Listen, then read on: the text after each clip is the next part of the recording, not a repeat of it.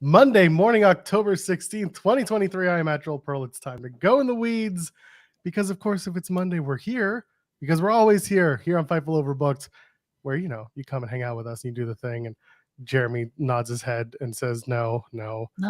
Is that we're not always here on Monday. Sometimes on Monday, we're on the main channel. I mean, not this Monday, but sometimes. Well, not next Monday either. Not the Monday, right. The Monday after that. Yeah, but like, we're here most Mondays. Is that better? Factually accurate? Yeah. Better? Yeah, 3 out of 4 Mondays. I guess if there's 5 weeks, then 4 out of 5 Mondays. What's that saying? 3 out of 4 ain't bad. So I guess 4 out of 5 if it's a busy weekend, 75%. 75% is okay. 75%. That's pretty much what I would go for in my college days. Just aim for 75%, and everyone was. C's get degrees, baby. See, there you go. I'm glad that we are currently doing a morning show about professional wrestling. See, 75%, like if you're a 75% 3-point shooter, you're doing really well. Like, look, you're in the league forever if you're shooting 75% from 3. But if you're shooting 75% from the free throw line, you kind of suck. Like 75% from the free throw line is pretty trash, honestly. Like you got to be over 80 from the free throw line. See, Chi-Town Spurs get it. If you bet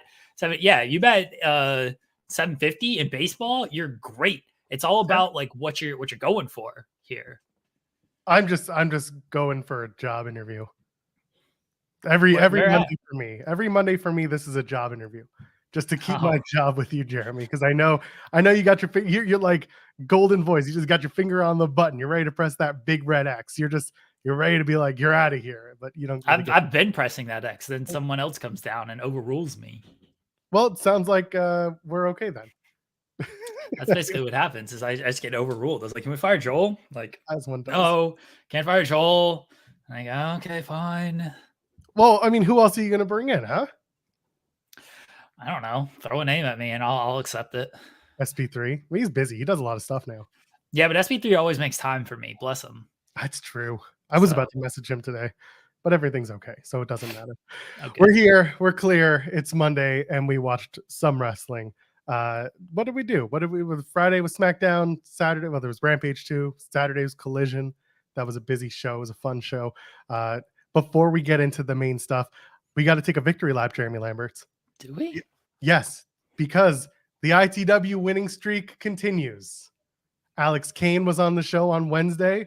True. And retained his MLW Heavyweight Championship this past Saturday at Slaughterhouse. Selena De Laurenta was on the show. She brought in Janai Kai. Both women have been on our show. Both women walking out winners. Selena represents the new MLW Featherweight Champion. She defeated Delmi Exo. We're going to talk about Delmi. Delmi won when she was on her specific show for her specific thing. So that counts. And also, 1, it counts. 2, it was a clash, right? It was, apparently I did a thumbs up.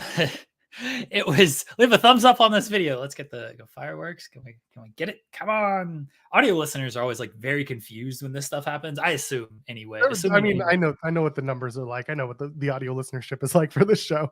It's basically just me making sure it sounded okay. Oh, okay. That's fair. Post upload. Yeah. Okay. It's not working anyway. So for the one audio listener who's Joel, there we go. Okay.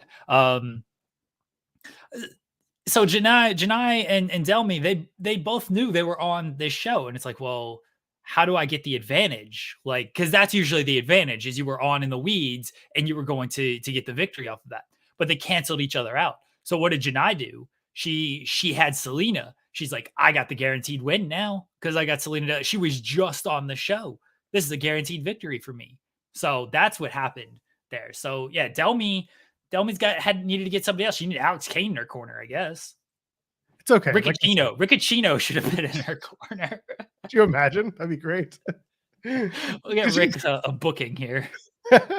We really enjoyed having both Alex and Selena last week. We mentioned it on Friday's show. It was a good time. But Delmi Exo was on before Fury Road, I think it was, when she captured the featherweight champ. No, she had just won it and she was defending it, and then she was going to Germany to face Ava Everett for the WXW Women's Championship, which she won in Germany. So clearly, if you're on this show, you win matches. That's how it goes. Now we have to get grizzled young veterans because they've resurfaced. They were at Deadlock Pro last night. They answered the Workhorseman's Open Challenge. They won. So now they get a shot at the Deadlock Pro tag titles sometime down the line. Maybe we need to get GYV on here to talk about winning tag gold. Okay. Potentially. I know they're taking bookings and stuff. I assume they're gonna face Violence is Forever pretty soon. Kevin Koo, Kevin Koo, when we had him on the show, he said he wanted grizzled young veterans, and we told him, like, yeah, I think they're gonna be free sooner rather than later. And they are showing up at Deadlock, which is a staple for Violence is Forever. So I assume we'll get that match before the end of the year. I'd like to see it. I'm sure they'll get to it. If Kevin Koo's talking about the possibility of it happening, I feel like it's going to happen. That's just Deadlock will make it happen. Johnny and the boys will make that happen, I'm sure. Yeah, absolutely. And of course, by the way, you want one more victory lap, you show up on this show, good things happen. Jake Christ was security guard on Wednesday. Sorry, on Saturday. I don't know days anymore. Jake Christ was part of the Christian Security Coalition. So him and Myron Reed, of course, from the Rascals, is going to be on Impact the next set of tapings. But either way, if you're on the show, you get big victories, you get big dubs. That's how it works. So tell your friends and tell all the wrestlers, come and appear on In the Weeds, and you'll win. Jeremy, Collision Saturday. Let's start there because as of Friday, your plan was to go. Please tell me that you went this time. As of Friday, my plan was to go. All right, we'll get into wrestling here shortly. We don't have to. No. We gotta talk a little bit of wrestling, right? But above wrestling, I feel like we are a life podcast, right? Is that true? Am I lying? Yes. Yeah. By the way, for someone asking, was he the tall dude? No, Jake Christ was the tiny dude that had his arm put on him by Ricky Starks, the blonde guy. I did not go to Collision on Saturday. The plan was certainly to go to Collision. I did not. I had a rough Saturday. It's completely on me, by the way. I watched the show, so I kind of know what I'm talking about, like as much as I know what I'm talking about any other week on this show. I had a rough Saturday. Look, I'm gonna be very transparent with people, very honest with people. I bury our chat, I bury our audience, but I hope you guys know that I do love you, and you guys have always been very kind, very supportive to myself throughout the years, and certainly since we started this show earlier this year. I had kind of a mental breakdown on Saturday. I was not doing well. Some stuff happened, some stuff very much caught up with me, and I was not doing well on Saturday. I had a breakdown. I could not pull myself together to go. I feel awful because I was looking forward to the night with the wife, Chris Bordine. I was supposed to meet up with him and meet him. I couldn't pull myself together enough to go. It wasn't good. I'm very thankful for my wife that she was there. She was very supportive. She was very helpful, as she always is, through all of it. And yeah, it sucks. I was looking forward to it. I feel terrible that I wasn't able to go and again have that night with her. But I needed to really get away for this weekend. And I still did some work stuff just to feel some normalcy in my life. I avoided any type of online stuff. I just kind of kept to myself for this weekend. I watched the show just to, again, sound somewhat smart on this show. I'll get back into the swing of things. I needed help, and I've probably needed help for a little while. And that for me in this instance, that means some type of medication. I used to be on antidepressants. I kind of got off because I was like, hey, I'm doing so much better. Things are great. I don't need this stuff anymore. It's probably not true. Probably should have just stuck with it anyway, just because even if I'll use numbers to try to help figure things out here. So like, let's say like baseline is 5 and everything, right? On the antidepressants, maybe I'm at like a 7, which is great, right? And then things are going great in my life, And so maybe I'm at like a 9. So it's like, great. It's like, oh, okay, well, let's come off the antidepressants. And maybe that pushes me back down to a 7 again or an 8 or something. It's like, oh, things are still great. But then when you hit those depressive days, you drop all the way down to a 1 and it hits very, very hard. So why not just stay on the medication and you could be at a 10 potentially because your life is going great and you're on your medication. And then if you do happen to drop, you don't drop to a damn 1. You go down to a, maybe you go back to a 5, maybe you go to a 4. You slip just under the baseline. That is my personal experience. It might work differently for everybody else. I don't know. Again, your experience is your experience. Some people do great on medication. Some people do great on with therapy and things like that. I know the medication in the past has always helped me. But I hit basically a 1 on Saturday, and yeah, I feel horrible. I had to admit that look, I needed some type of help, and I think for me, the best help would be medication that I used to be on because it was helpful back in the day. So yeah, I didn't go to Collision, Joel. Instead, I laid in bed all night as my poor wife had to do everything and support me as she always does, and I feel terrible. I feel terrible that I kind of ruined our night because of stuff that is wrong with me. And it took a lot to just finally come to the realization that yeah, I probably need some type of help with this stuff. And I can't, Joel, you said it, it was many shows ago, but I was jokingly like just saying, my wife is my therapist. And you're like, nope, that's not good. Don't do that. And like, it's 100% true is like, you can't put all of that on that person. And I don't put all of it on her. It was a joking thing, but I fully admit that like I talk to her about everything and I probably put more on her than I should, and I need to not do that. Bless her. She is amazing. She is just the strongest person that I know, having to one deal with me, deal with the children and everything. But she is amazing. I feel terrible. I appreciate myself. Well, don't dog pile on myself. That's sort of what I do. But she's amazing. She really helped me through everything on Saturday. I'm doing better today. I was doing a little bit better yesterday. I have been able, like, I've hit dark depression days before. It hadn't gotten as bad as it was on Saturday.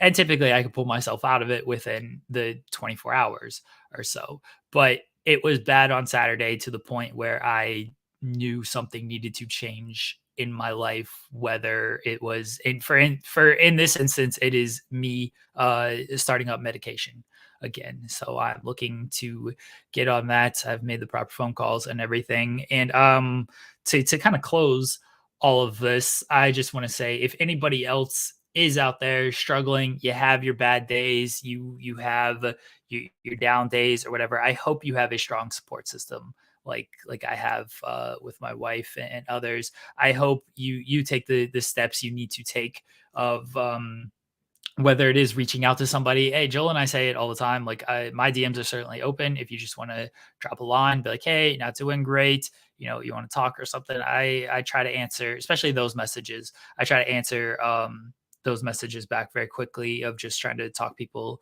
through things and help out however I can. I will also say that like it is good to reach out to people. It is good to try to talk to people, let people know that you're not alone with these things. Sometimes you do need more than that though, because even if you reach out to people and you say these things, like if it continues to come up and stuff, you might need more of whether it is like therapy, whether it is medication, whatever it might be. But for the first start, you could certainly reach out to someone like me, someone like Joel, and just be like, hey, things aren't great today. And then try to just kind of talk through things through there. So yeah, I hope everybody's doing well. I hope everybody knows you're not alone with this kind of stuff. I go through it. I'm sure other people go through it as well. It sucks. But you got to take the necessary steps to be better and to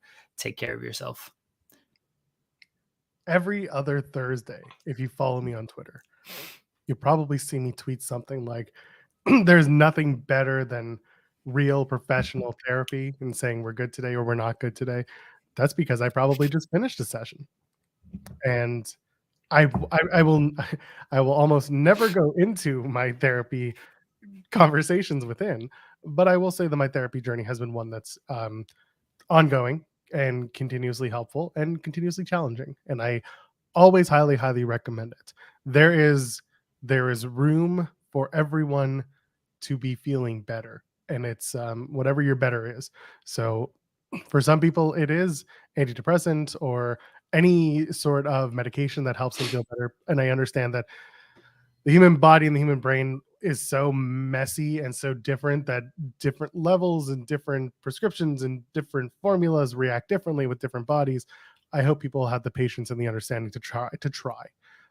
So I think it's wonderful that you have decided to to pull yourself up and do what you need to do, and I think that's great. I still recommend therapy. Bless your wife, and mine gets it too. She hears a lot of stuff, but at one point early in our relationship, she said to me, because she's a take no shit kind of woman, she's like, "No, you gotta do the therapy thing. Everyone, she's an advocate for therapy. She's like, everyone should be doing therapy, whether you Look, or not." I recommend therapy for myself and everyone too. That this is not me being like, oh, I just need medication, I don't need therapy. I totally recommend therapy for everyone as well. It is not that. I do think that I've been on meds, I've been in therapy. There's various, some things help, some things don't. For me, knowing what I've been through with things, I know medication has helped in the past. Look, you throw therapy on top of that, it'll be even better. So that is probably a next step for me. Right now, I just need to get back on some type of medication. Yeah. And that is the first step for me. Yeah, the next step will almost certainly be doing some type of therapy. I'm gonna start sending just like therapists your way. People you Please don't do. It's gonna be like this person. Please It's gonna do. My be health all insurance sucks in America. It's It does. awful. So yeah, please, please do And that. for those, and so I'll pull. It's not even pulling the curtain back. I'll tell a story. Once upon a time, Jeremy knows this one because he reached out to me real quick when it happened. Dax was on Oral Sessions. This is so old that Renee Paquette still had a podcast. Okay, It was oral sessions too, not the sessions either. it was still Oral Sessions. Yeah. By the way, shout out to Max Caster for that line on Collision. Anyway, he appears on Renee's show and mentions that he had done therapy and that he continues to do therapy. And I basically said something like, excuse me, I'm still dealing with the after effects of being cold. He said something along the lines of, I say something along the lines of, if Dax Harwood, the manliest man on earth, can go to therapy, then a lot of y'all have no excuses. And Jeremy, I got roasted by a bunch of people who were afraid to look in the mirror, but roasted nonetheless by weirdos on Twitter. And this was before I was like actively thinking about how much I just don't care about dork asses on Twitter, and it was affecting me. And I was like, I'm gonna take it down because I don't need to start this war.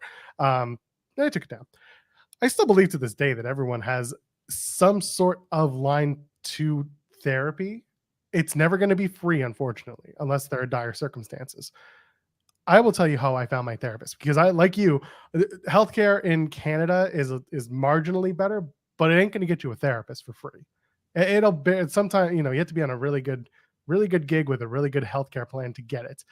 I don't have that. Never have.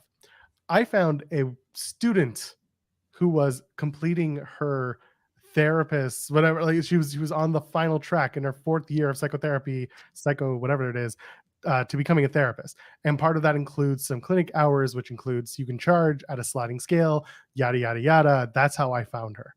She also was like much older, so this was very much a second career for her.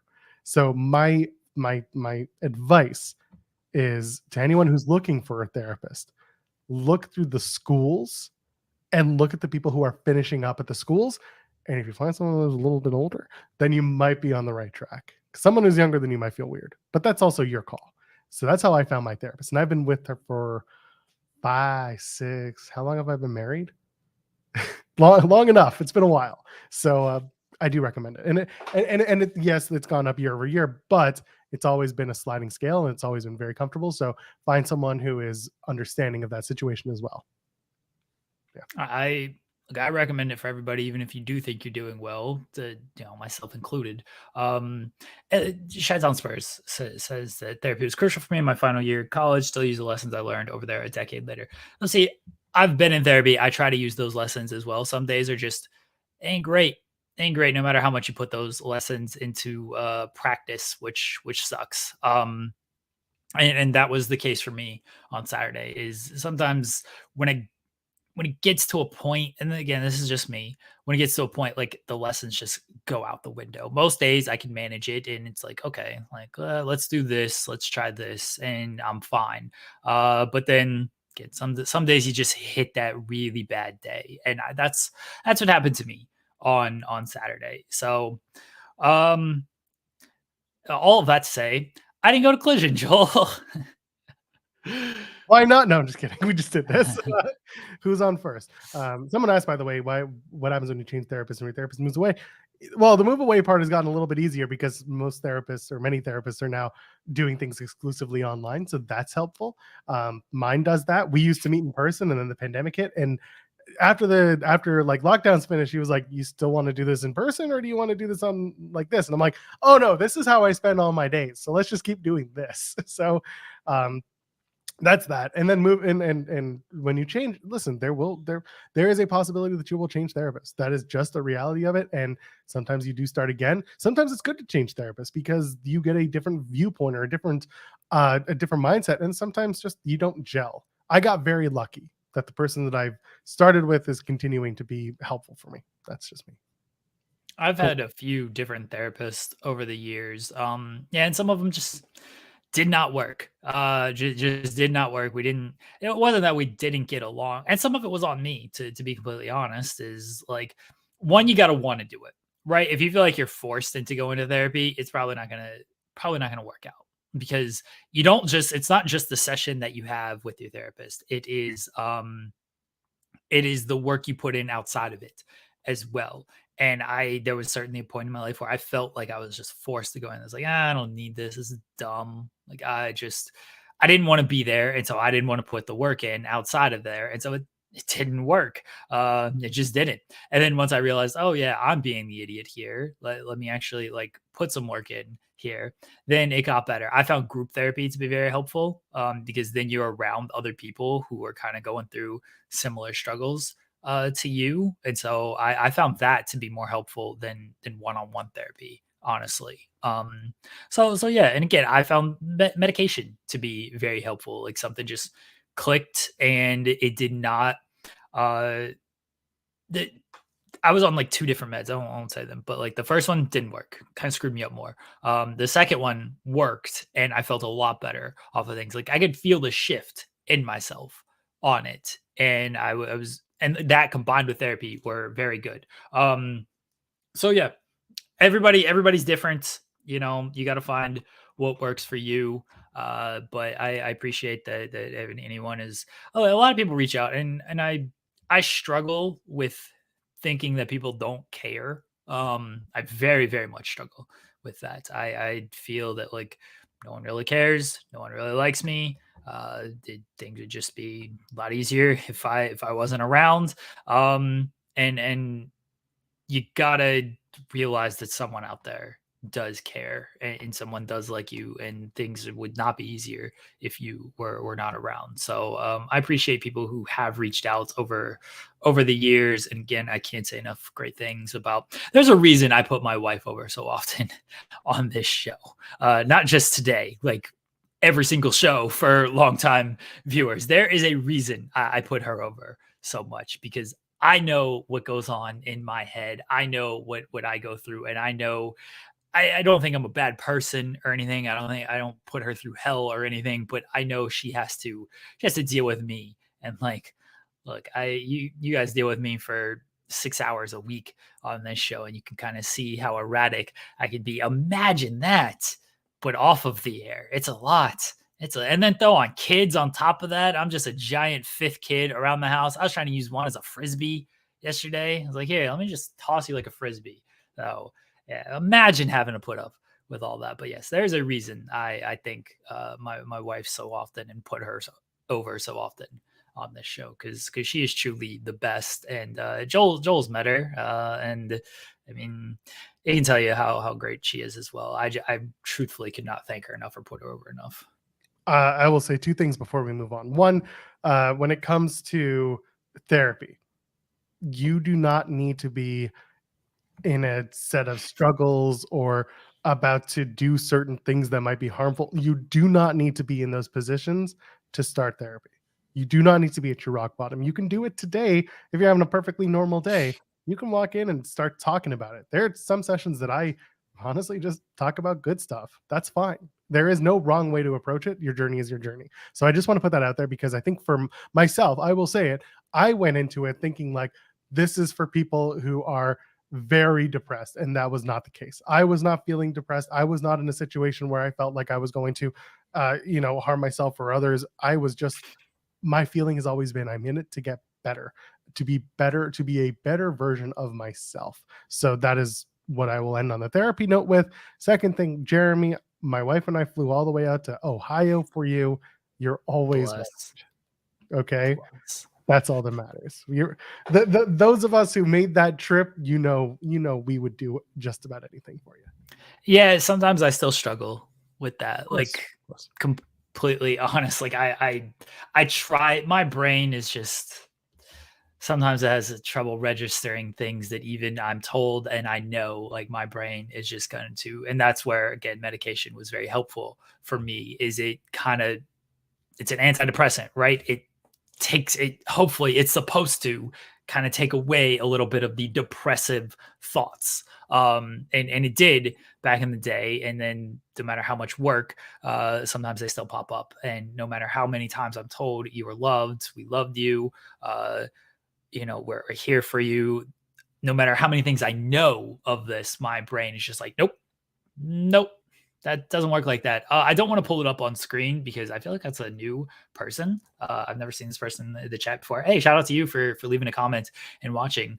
But the Bell, who I mean, yeah, I don't want to pull it up on the screen, but people can see on the chat.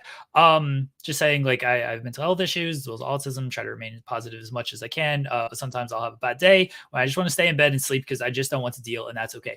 It 100% is. By the way, I don't want anybody to think otherwise. That is legitimately when I'm having a bad day, when I'm having a depressive day, that's typically what I will do is I know it's a bad day and I will be like, you know what? I don't have the motivation to do anything today.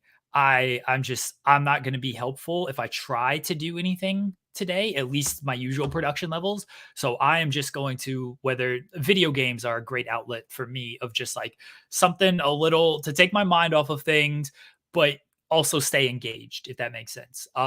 So I will just lay in bed and watch TV, watch some SpongeBob, or just like play video games type of thing. Like that's what I will do. And that'll just help me get through a down period. And then the next day, or maybe even a hours later, I will feel better and I will start to feel like myself again. That is typically how I deal with these bad days. Different stuff works for different people. That was not working for me on Saturday. Nothing was working for me on Saturday. Again, I hit a very low point on Saturday to where it was like something's got to change, and I'm trying to take steps to make those changes to where, hey, if I do have the bad day, I can just go back to one, just not let it affect me as much, or I can go back to, hey, let me just play games and maybe watch some SpongeBob, and I'll be okay. Everyone will be okay if they leave a thumbs up on the video and subscribe to us here. Wow. I had to find a segue because eventually we had to talk about wrestling. I was like, you know what? I like that we get to spend the first 30 minutes of the show having these conversations because they're honest, they're true, and this is what you're going to get from us. That's just that's how we roll. We're a morning show. That's just what we do. We talk about literally everything and anything we can, plus the wrestling. So that's me being a shill and then also telling you to give us your money over on our super chats. I've seen a lot of new people pop up in the chat during all of this. So I don't know if you guys are just typically like lurking or whatever, but I appreciate the love and support if you guys are typically watching and now leaving a thoughts on this. Like Joel said, like, yeah, we talk about wrestling on this show, but at the same time, we do 6 hours a week on this. Joel and I know each other fairly well. We're allegedly friends. I'll never admit that, but allegedly friends. And like, we just don't, we talk about life as well and just stuff that isn't about wrestling, because look, I know some people use this for escapism, and hopefully the next hour and a half we can give you that.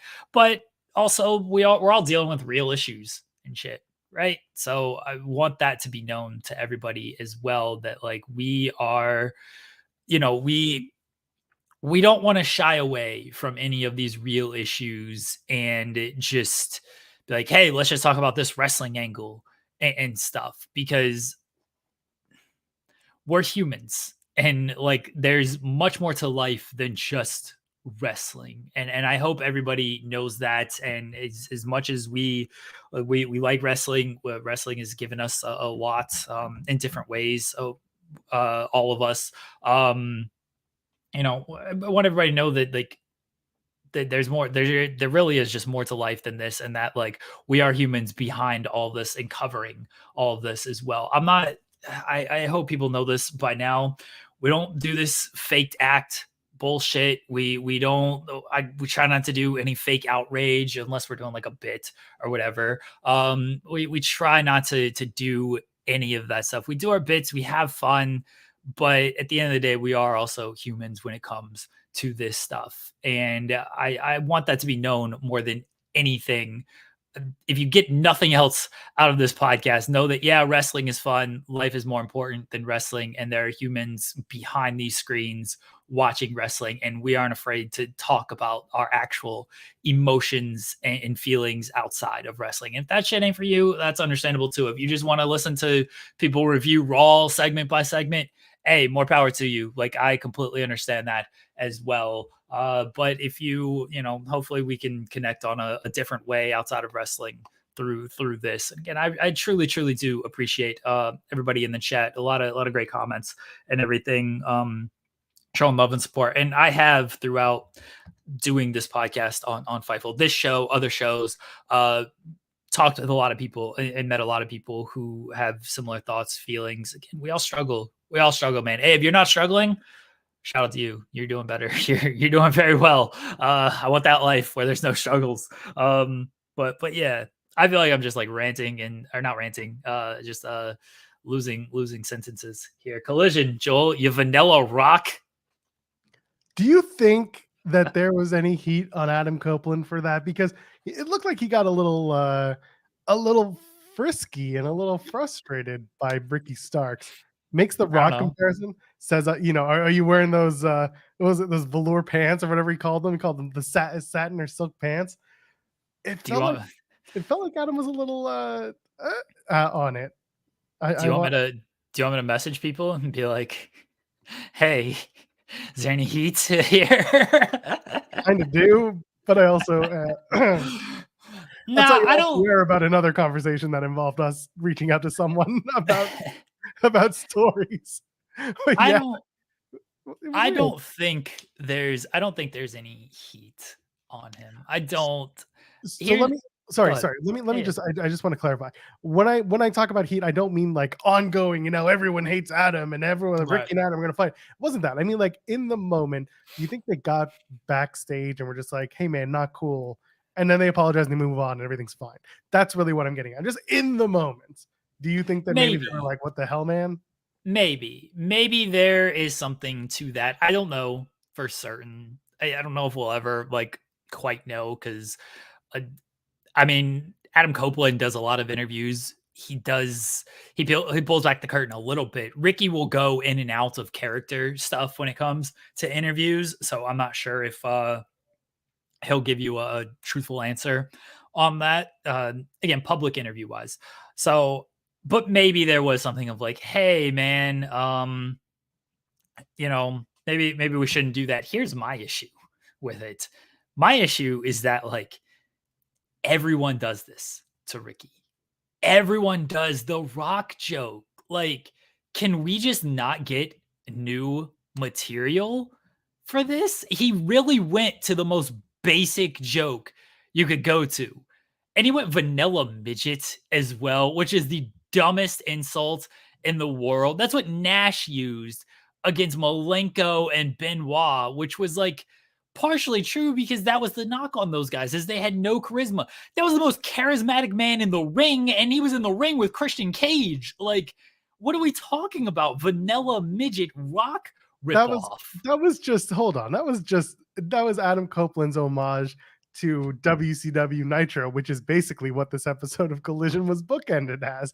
And you got Tony Schiavone on commentary, so really it's March 96 all over again. But I hear you. It was I wonder who he popped in the back by calling someone a vanilla midget because he tripped over the words. Don't know if he meant to or not. Like, it just felt in the moment that like someone said some things that were not supposed to be said. And Chi-Town Spurs sends the super chat saying, if you watch the brawl that ended the show, Adam Copeland got a really heavy kick into Ricky's head. Not saying it was anything, but I noticed it. And I didn't go back and watch it. I did. Strange.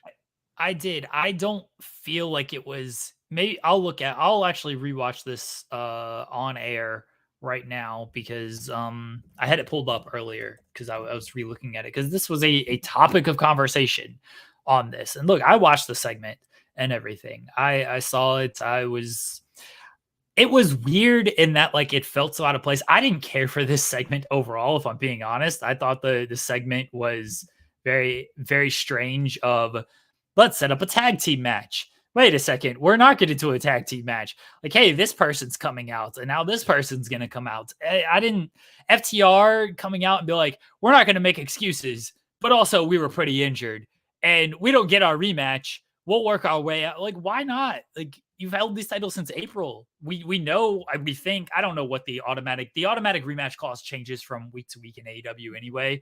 The automatic rematch clause is just the Bucks win the tag titles, and the FTR is going to be like, oh, guess what time it is? Automatic rematch clause time. Yeah, it was. All right, so I'm rewatching kind of slow motion. I can't tell if he gets him in the head or the chest. It looks like it's a good camera cut, and one of the FTR hair is in the way of the shot a little bit, so it's tough to tell. When I watch it like I didn't watch it full slow motion. When I watch it like regular motion, it does look like a tough kick, but Ricky sells it well. And then slow motion, maybe it catches him a little high, but I also think it's more chest than face. I think it's just a good angle where it looks like it might catch him in the head. I wouldn't put too much stock into that, honestly. The exchange that was going on, again, I didn't like the segment overall. It was a pointless thing for Copeland to say. Like, it accomplished nothing. If Ricky comes out and beats him, cool. Like, I want Ricky to get all the wins that he can. If it doesn't lead to a match or Copeland beats him, then I don't know what that really does for Ricky. It did feel like Copeland got a little caught off guard by like, oh, don't look at me with your bug eyes type thing. And then Copeland felt he had to fire back with something. And that was the best thing that he could come up with. And it's like, you got to have better material, dude. Like, a vanilla midget insult to the most charismatic guy in the ring and a Rock ripoff insult to that's the thing he's heard his entire friggin' career. I thought Ricky was talking about Danielson as well. And then like, it was very strange. But the Rock thing, I tweeted this like months ago. I was like, can Ricky do a single interview without being asked about like Rock comparisons? Every interviewer brings it up. MJF, you're the pebble. Everybody brings it up. It's like the easiest thing in the world to bring up with him. Do we not realize like LA Knight's the biggest star in WWE right now, and then everybody is accusing him of being the Rock? MJF is doing Rock insults himself. Like, you should probably want to follow in that guy's footsteps, honestly. LA Knight's about to go to Saudi Arabia and have a match against Roman Reigns, make millions of dollars, put an addition on his Slim Jim vehicle, and then move on. He's fine. I think this is just further proof that if you've been in one machine for 25 years and you're scripted the whole way, maybe don't throw them to the wolves right away. Maybe have a little bit of not scripting, but have a little bit of a conversation with creative about what you're going to say. Just run it by, because if you're just going to go out cold and be like, I got this, ain't going to work so well. That's what happened. I don't think Copeland, I think he's one of the most overrated promos in the last however long. I don't know how highly people rate Adam Copeland Edge as like a promo. Everyone knows, like, I'm not doing a bit here when I'm calling him a little bitch type of thing. Like, I don't rate him that highly. I just don't. I understand the longevity. I understand he's had very good gimmick matches. And I know people have been into different characters with him. Hey, I like the rated R stuff. The stuff when he was with Lita, I thought that was good. That was the hottest I've been into Edge as a performer. This last run, since he came back, yeah, Edge and Christian stuff was hilarious. I can't knock that at all. I'm talking about singles performer. But like this last run, since he came back, like I wasn't really into anything outside of the Seth matches. Like those were good, but the build up to it, I didn't really care too much about any of that. I don't feel like, when he sits the chair down and he wants to, and he goes, I'm going to that place right now. It's like a Macho Man Randy Savage right there. It's like, you're going to bring this out of me, Seth Rollins. Like, I don't find him to be a great promo. Honestly, that first promo where he's like, with Christian, it's time. That promo sucked. It wasn't good. It was completely detached from AEW story. This felt detached from AEW story as well. So yeah, him off the cuff. I know, like, all these WWE guys who go to AEW like to be like, no scripting. This is great. Like, we can shoot from the hip type of thing. And it's like, yeah, sometimes like that doesn't work. That just sometimes like it ain't good when you're doing that sort of stuff. And it's not great with him. So I don't want to go too far to be too hard on Adam Copeland. Nice guy. Loves his wife. I was thinking about it the other day. I was there in 2006, and this just came up actually. It was an anniversary of the TLC match at Unforgiven versus John Cena and Edge. Did Edge walk out with that one? No. Did Edge win? Yeah, there was a double AA through the. Okay, no, Cena must have won. Anyway, I was at this that story show. Sucks, Joel. Well, no, I was thinking to myself. So I was at that show. That was also the debut of the new Hell in a Cell, the tall one. And then I was there for the Gargano return, which was also the Edge I Quit match versus Damian Priest. And then I was also there for Edge's last match. I've seen a lot of Edge in my time, like a lot of Edge moments. Sorry. Yeah, but Edge is on that list. He's on that list with John Cena and Randy Orton, like we talked about before he moved over to AEW. So I don't know. There's opportunity there. They're trying to do the Copeland and Christian story. Christian is still lapping Adam Copeland with promos and everything. He's always been better. I'm glad people are really finally seeing this now that they are both in AEW together. I am glad Christian is getting the flowers he is always deserved, because he's always been better than Edge. This goes back to conversations we've had before. You take the teams that were big at that time in 99, 2000, you got the Hardys, the Edge and Christians, the Dudley Boys. Edge and Christian was more the brains, the creative, and Edge was more the guy willing to do whatever. And then you had the Hardys, where Matt was more the brains and Jeff was willing to do whatever. And then the Dudleys, they were both equally ridiculous human beings. So it all worked out. And then Spike came in and made it even worse. So there you go. But that was it. There's always one. It's not even about a Genetti HBK thing. It was just one person comes in with one set of skills. The other one complements with the other set. And together as a tag team, they work well as long as they have their fingers in the same pie and on the same button. So remorse betrayal and him for his comments. No, never. I'm not going to ban him.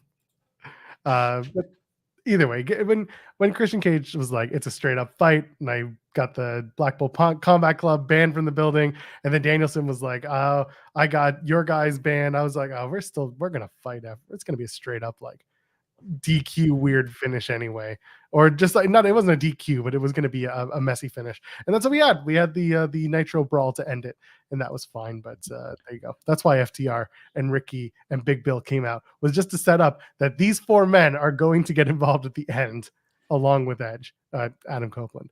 So there you go. Match was great up until that point. they had the big brawl to close Wednesday. They have the big brawl to close Saturday. Like, we got something else besides these show closing brawls. We got No, because it's War Games coming up at the end of November.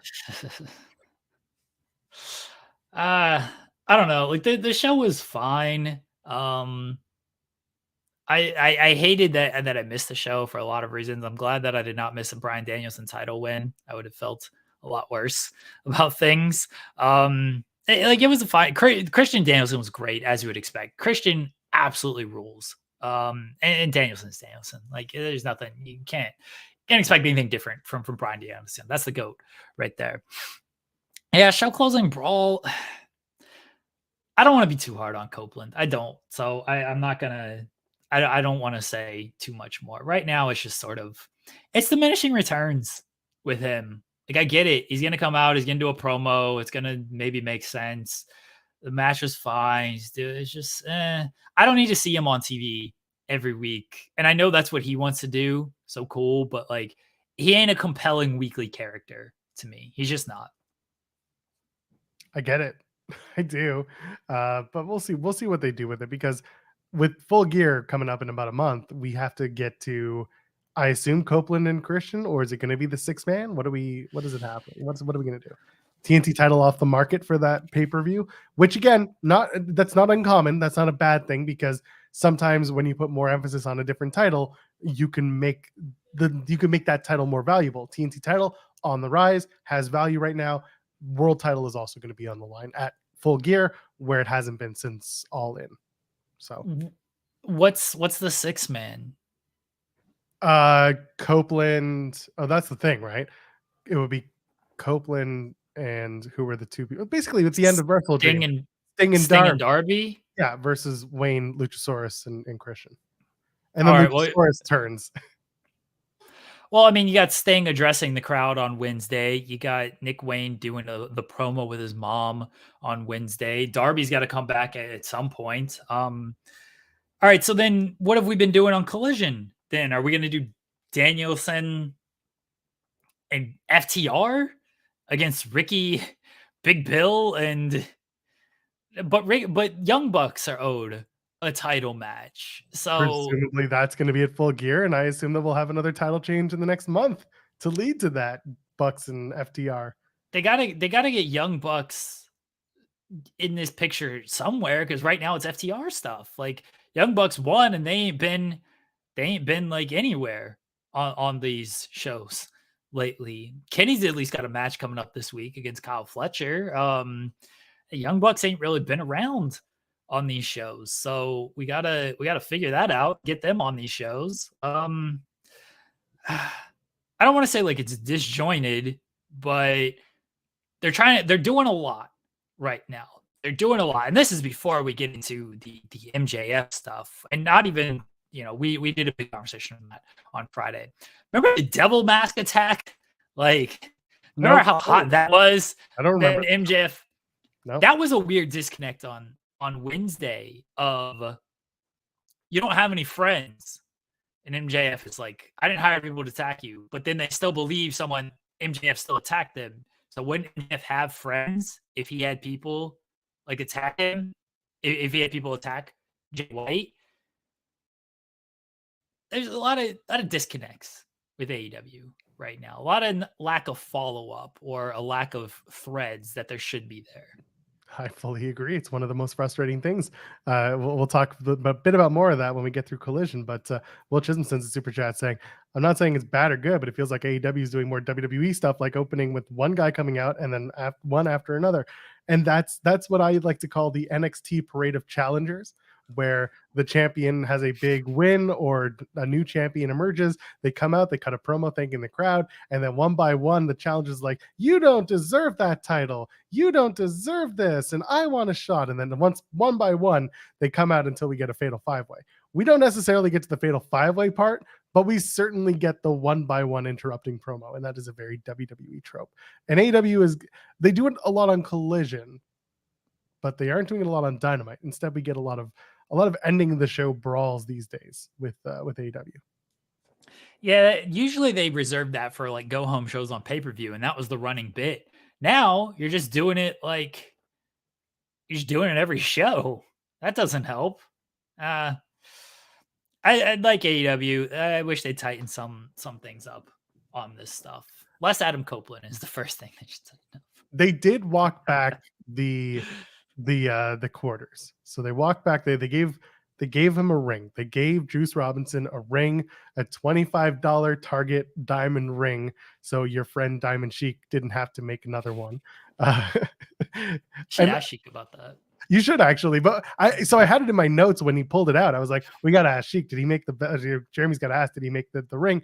And then Juice was like $25 Target, cubic zirconium or whatever he said, because he didn't say cubic zirconium. He said something completely wrong. And I was like, the what? Whatever it's made from, it's not right. Anyway, they walked back the quarters. They showed the MJF at the Stand Up to Hate conference, him speaking to Robert Kraft, which they probably should have put subtitles on Robert Kraft's speech, but that's notwithstanding. They're trying. Yeah, pubic zircon. Oh God, pubic zirconium. That's made out of pubic hair. Made out of pubic hair. Made out of dongs, Jeremy. That doesn't seem good. Doesn't seem good at all. That's a ring made out of pubic hair. Would you wear that ring, Joe no, Pearl? No, I would not. Emphatically, no. I would not. Would you? Why are you thinking about it? If it's made out of your significant other's pubic hair, would you wear this ring? Leave it in the chats. Leave it in the chat. Would you wear a ring made out of your significant other's pubic hair? I hate you so much. This is an engagement. This is problematic. Anyway, so they're walking it back. I'm glad that they're trying to walk it back, but we'll see where it goes. Okay, but is that good? Is that good that they're trying to walk? If they're going to do all this and then they're doing all this, it led to the discussion that it led to, and then they're not going to.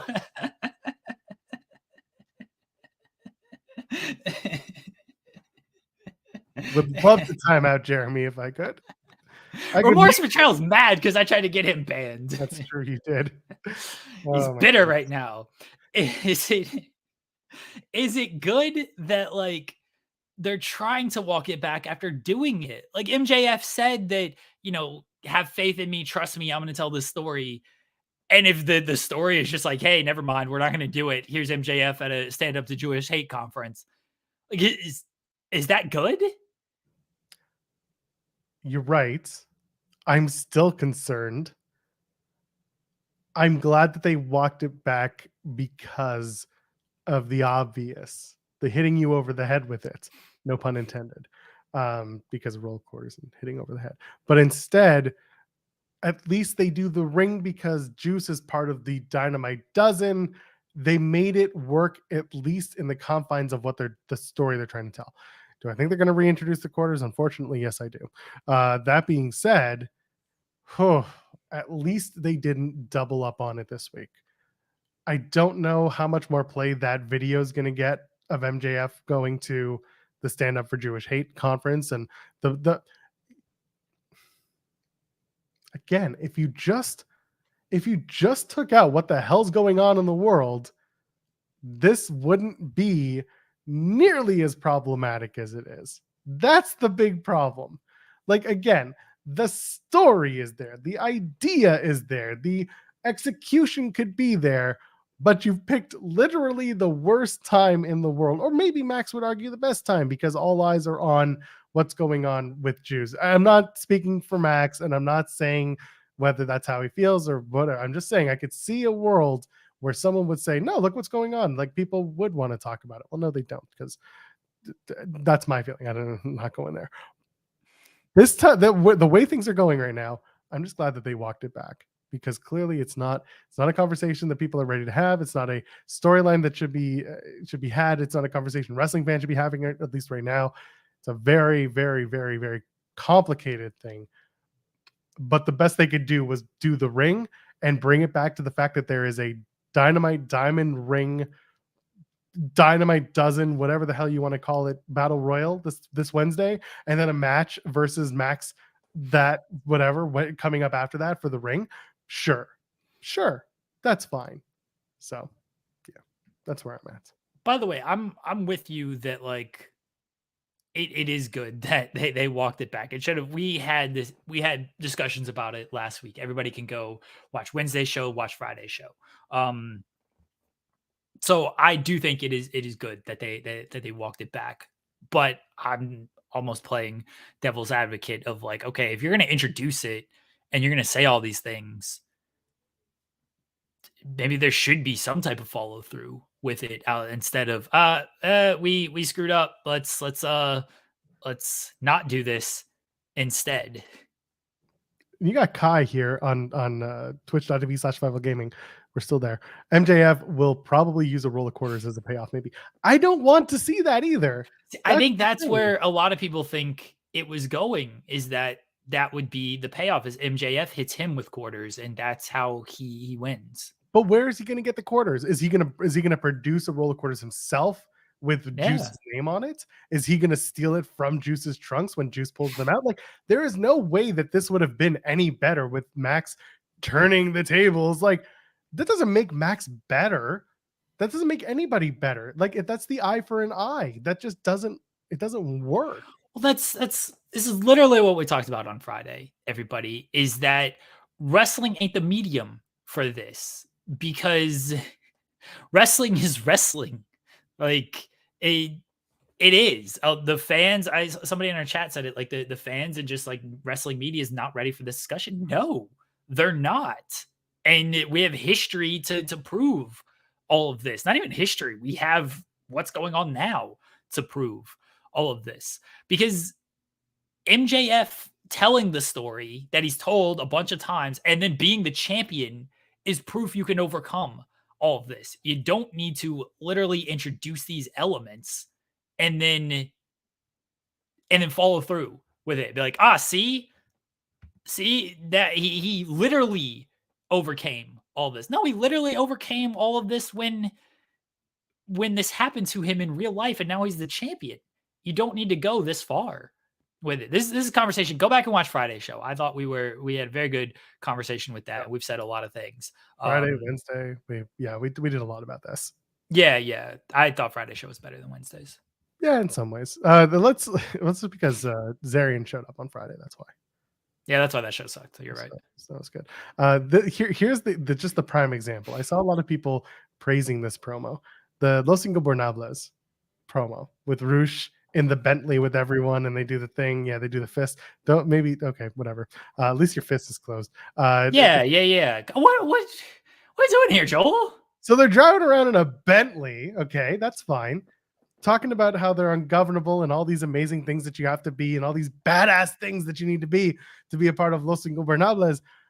But nobody wanted to point out the fact that they're driving around in this Bentley in an empty parking lot and like pretending to be badasses.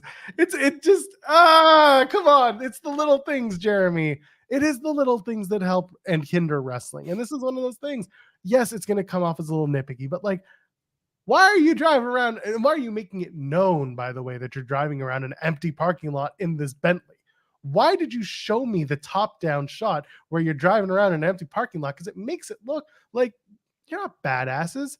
You look like you're taking daddy's car out for a stroll and pretending.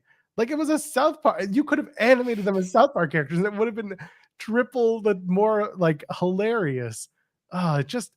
It wasn't good, and people were like, "Oh, it's so good! I can't wait to see them." And I'm like, "No, I can wait because they're clearly not sure what they're doing, other than they're badasses in their daddy's Bentley." Yeah, everybody's getting. I do like AEW. I do. I swear. You're hypercritical, Joel. Incredibly nitpicky. Do you like AEW? Tell it to Roosh, Joel. Talk to Roosh and tell him. Why'd you drive your Bentley in an empty parking lot, huh? I would love to. I would also love to ask Dustin Rhodes, who thought it would be a good idea to be like, they say there's a storm coming. Well, Houston, we have a problem. I'm coming to Houston next Wednesday for that. Why are you doing these fucking cookie cutter promos? We can't sit here and talk about how good wrestling can be when the wrestlers themselves don't want wrestling to be better. MJF wants wrestling to be better. Why, Soul, do you support Latino wrestling? Yes, I do. This rules. It's true. Oh, the irony being, by the way, that Impact, Krista and I have a bit because it's very accurate where I say, so that this guy faced the luchador, you get 2 guesses as to who won and why it wasn't the luchador, because Impact does not let their Latino talent win matches. It is the strangest thing. If Laredo Kid's in a match, he's not winning. If Black Taurus is in a match, he's not winning. Samurai Del Sol's about to face Mike Bailey on Thursday. Newsflash, he's not winning. That's just, and then they're gonna do a Hispanic Heritage Month thing at their tapings, and like no one's gonna win. They're gonna do a 3-on-3 luchador match, and you know who's gonna win? Probably Big Con running in with Diener and clearing house, because that's what Impact does. You can't expect wrestling to be better if wrestling's not being good at first. Okay, but what if Los Ingobernables were driving a Beamer? Then it would still be their daddies. What about a Benz? Okay, might be their sisters. But it was a Bentley. It was a Bentley. Beamer, Benz, or Bentley? Joel, would that matter? Is this a rap lyric? Yeah, there you go. You picked it up. It took a little while. When you started, but I was trying to play at the bits. Thought you were going to start singing the song. That's why. That's kind of what I was doing. Beamer, Benz, or Bentley. Beamer, Benz, or Bentley. Yeah, Lloyd Banks. Not Sasha Banks. Lloyd Banks. Now you got to do the dance.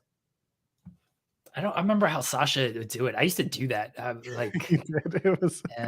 She did like 20 movements. My body don't bend like that. Okay, I ain't got the curves for that. I ain't got the hips. I got none of that. I am Mayo White out here. Okay. What do you think about Screaming Spooky Sky Blue?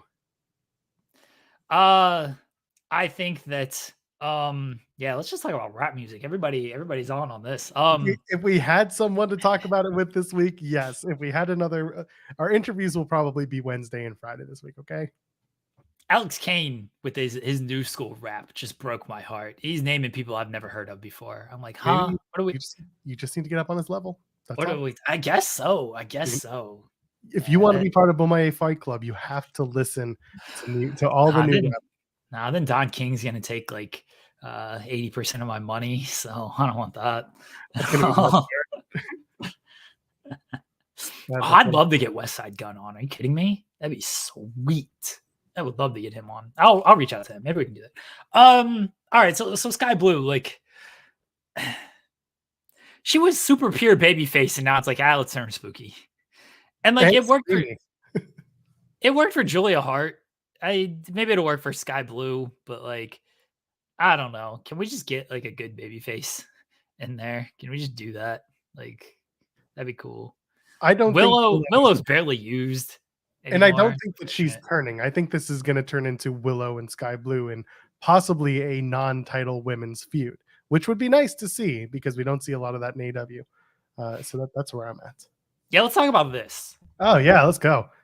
Go ahead. You read it. Okay. I don't want the Santana Ortiz segment on Rampage to go unrecognized. What y'all think? It's so good. And it's good because it's very real. We had Santana on our show. What was that, last week? 2 weeks ago? 2 weeks ago. Okay. Yeah. Go back and watch that, everybody. That was a really good interview. We had Santana on our show, and he gave us what he was going to give us as far as the relationship with Ortiz. That's their story to tell. That's their personal issue. We had to ask, but he gave us plenty, honestly, on it. Like, you can, one, he said a lot of things. Two, you can read between some lines on things. But it is coming out on screen, and it is very real, and it is very raw, and they are telling that in a very great way. And I wish they would give more time to that on a show that is not Rampage, because for the most part, that's their least watched show. So I would like to see that maybe on Collision or on a Dynamite, something like that.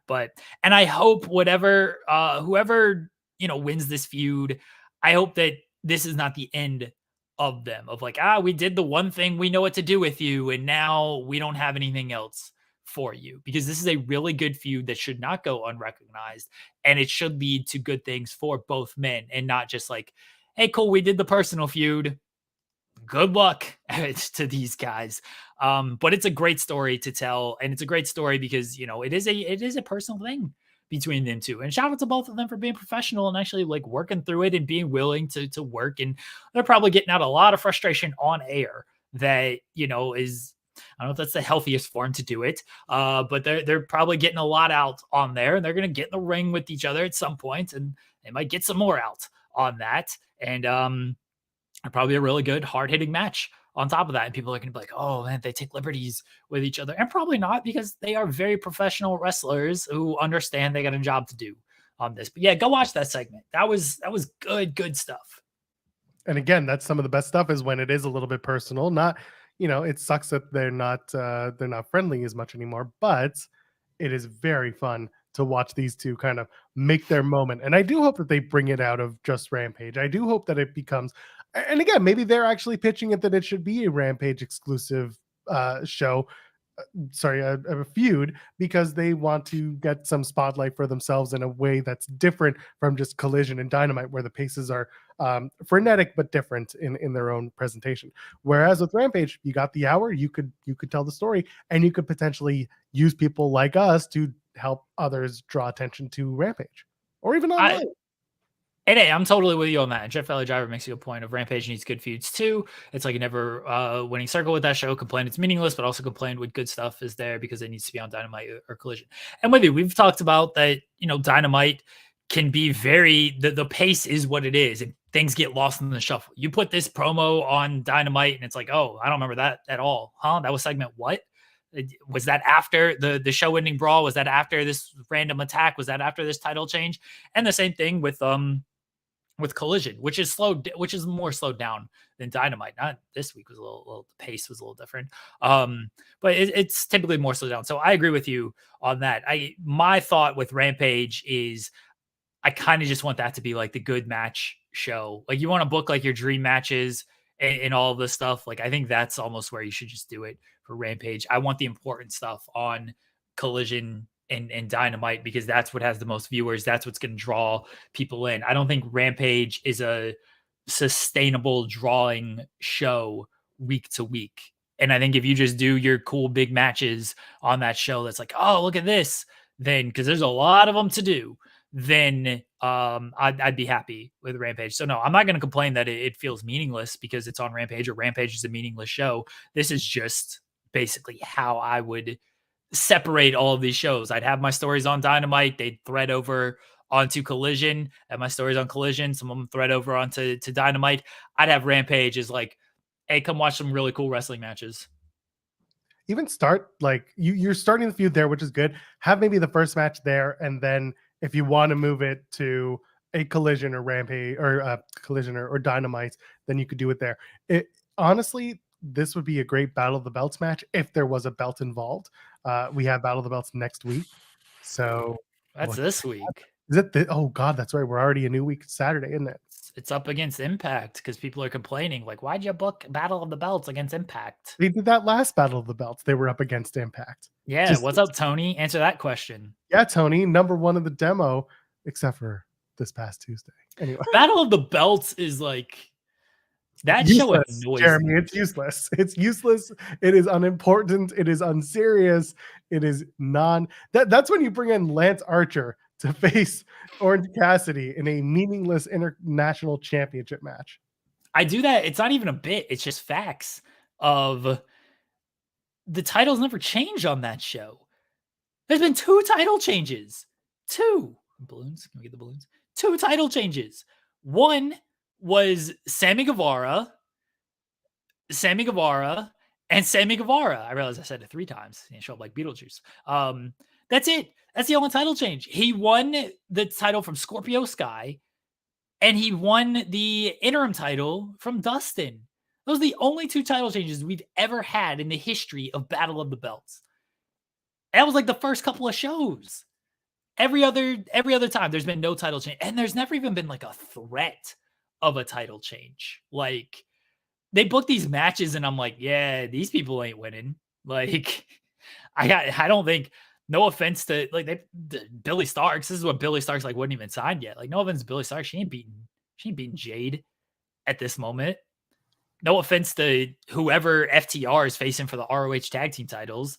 They ain't winning this match. Like, it's a show that exists to do 3 title matches when you do 3 title matches on every show anyway.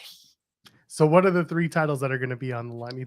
I think the AEW World Women's Championship will be there. I think they'll do it'll be like Taya Shida. Valkyrie versus Shida. And Mhm. then what else? Do we do the International Championship because Orange Cassidy has that belt again? Do we bring that back? Well, we already got the Acclaimed, right? The Acclaimed against 2.0 and Garcia is on this show. They booked that. Is it Garcia or is it Hager? It's Garcia for sure. I'm fairly certain it's Okay. Garcia. So I know Hager's back in the fold. Jake Hager is back, ladies and gentlemen. I know that's a big deal. But yeah, so there's that. Okay. Man, So that's already booked. I don't feel like 2.0 and Garcia are winning that. Man, I want something for Daniel Garcia. That dude rules. Somebody told me he hasn't had a singles match since May. I'm willing to believe that. What are we doing? Have you looked that up? Because I'm about to. Other than that, I don't know what else you can do. I mean, I'm sure an ROH championship will be on the line. Yeah, they got the ROH titles. They got the partnership with CMLL now. They'll have throw on a CMLL title match. Rocky Romero is going to defend the MLW National Championship. He might. He might. Like, we got New Japan titles. Eddie Kingston going to defend the New Japan Strong Belt. Like Shibata defending the Pier title. They got so many titles. So the last time Danny Garcia had it was a Ring of Honor. He's where he's been doing his singles matches, but that was July at the Fort His Honor. That's still that was against Shibata. Before that, his last Dynamite singles match was Roddy Strong in May. That's unfortunate, man. Yep. Danny Garcia rules. Like, and now I don't even think like it looked like he might do something with like Jericho and the Don Callis family, but like that seems a little out of the picture. Now he's just doing trio stuff with like 2.0, which was good. That's how he came into AEW, but it felt like he should have outgrown that after who did the Jericho Appreciation Society serve besides Jericho? I was gonna say you answered the question. It's funny because I don't know if you watched AEW this week. They had Anna Jay and RJ City like asked the question, and I think it was like half tongue in cheek. He's like, who did the Jericho Appreciation Society like? What? It was something about depreciation once she left, and I wanted to be like, you're like a step from asking who did Jericho really get over in his own stable. But they didn't go there. It was very close. Yeah. Same thing with Inner Circle. It's just Jericho. Man, they missed the boat on not putting those belts on Santana and Ortiz during the Inner Circle stuff. Completely missed the boat. Yeah, yeah. By the way, the AEW with NJ is actually very funny. Go check it out. A lot of butt talk. A lot of butt talk. RJ City's great. Should we message him, see if he can be on the show? Please do. Let's go. I'll throw you under the bus again. I'll say, hey, Joel wants to know. Joe. And then he calls you Joe. And I was like, yeah, Jimmy. I don't know what Jimmy's thinking. He'll berate me for 15 minutes and not let me say a word. That's just RJ City's great. I legitimately like want him on the show. We'd have to go through the proper channel. Man, I think AEW kind of likes us. So yeah, do they? They approved Santana, so that's true. But they just had to approve it. They didn't have to do anything about it. Yeah. We'll see. I can try. Yeah. Let's try. I might have ruined our chances on Saturday by not showing up to a Collision. No, they did it to themselves. It's fine. You just tell them Miro took you out because you had a conversation with CJ Perry about representation. We had an interview with CJ Perry to drop in today on the main channel. That's the sign of a professional. Jeremy knew what I was throwing up, and he tossed it down. Thank you. I threw up the alley-oop. Yes, I got you. JK Schwal sent us a super chat earlier saying, catching up on the start. Appreciate you both for talking about the tougher times and tougher things in life. Keep up the great work. Hope everything goes well. Thank you so much, JK. We do appreciate you, and we appreciate your kind words. We're if nothing else, we are honest. Jake, I'm very scared about your Bucks this year. And by scared, I mean I think they're going to do really well. And I hope they do well for you, buddy. I'm excited to watch that team this year. Where shall we go next? Shall we talk about the professional SmackDown? Why was it professional? It was the season premiere of SmackDown. Okay. Why does that make it professional? Well, because Roman Reigns came to work. Fair. Roman Reigns rules. Like, he's so good. He's so captivating. You know what I mean? Like, and maybe it's because he doesn't show up every single week, that like when he's actually on screen, it's like, oh, I got to pay attention to what this guy says. You know what pops me the most about Roman Reigns? His Apple Watch. It just wears this Apple Watch. Like it's Roman Reigns, the big dog of the WWE, the highest man in the building. Not that kind of high, but like the highest man in the building. And he's just wearing this Apple Watch. Like it just pops me so much that this is what he has on. When you're used to like The Rock and his $1,000 watches or million, whatever, how much ever he paid for his watches and stuff. I just get popped by his Apple Watch. I don't know why. That's just a me thing. He's got the Hermes like band and everything. It's okay. He knows, but also he's actually got like the Nike sport band. What am I saying?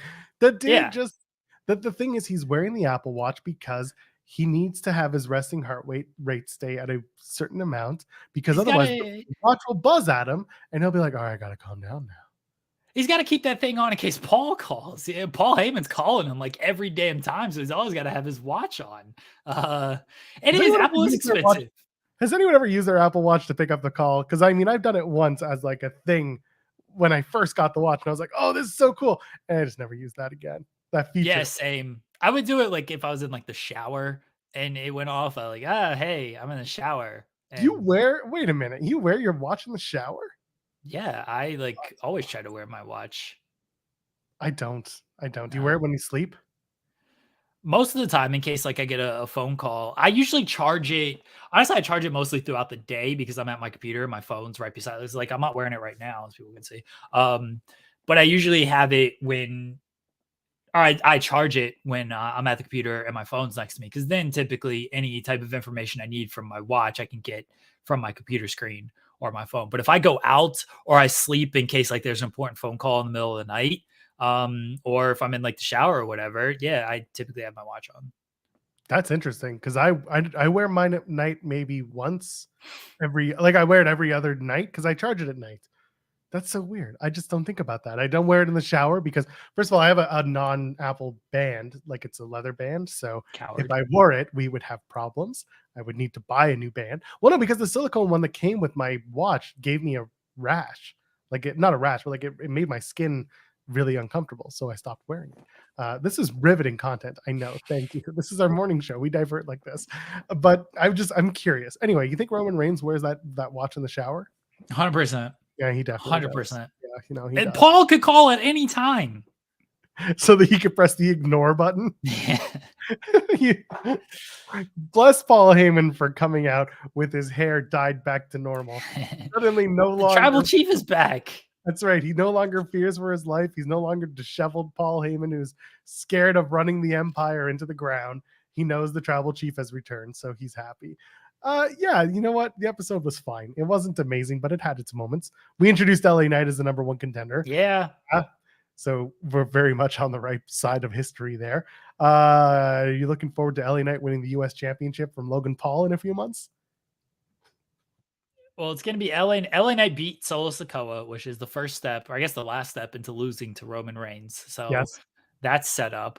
I guess technically you're supposed to win the tag titles after you are defeated by Roman Reigns.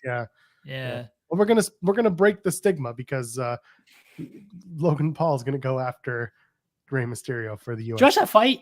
Did you watch Logan Paul and Dylan Dennis? No, I have. Why? I was not gonna watch either of those fights. No. Why not? No. It's like Dennis he's still like this the whole time. Oh, he was doing the Danny Garcia dance. Yeah. I mean, he would have been better off like doing the Danny Garcia. I feel like he would have put more of a scare into Logan if he did the Danny Garcia. Because just going like this, it should have gone full Caleb Starnes. This is a reference nobody get. Just go like that. Just trying to fight like that. That's Caleb Starnes against Nate Corey, I think, did that. Caleb Starnes just kept like running around and fighting away, and Nate Corey just went full like, "Hey, come fight me" type of thing, and it just wasn't happening. Remember when we used to do watch-alongs for these freak show fights on Fightful? Yeah, we were trying to get the viewership up and stuff. Now they happen every week that you just can't do it because like otherwise you would literally be doing this every single week. That fight sucked. Like I don't know what people are expecting. Dylan Dennis is a clown, dude. Like complete clown. Logan Paul, like I don't know if he's good. Joel doesn't have any I respect for don't. himself. I had other things to do that included not watching these fights.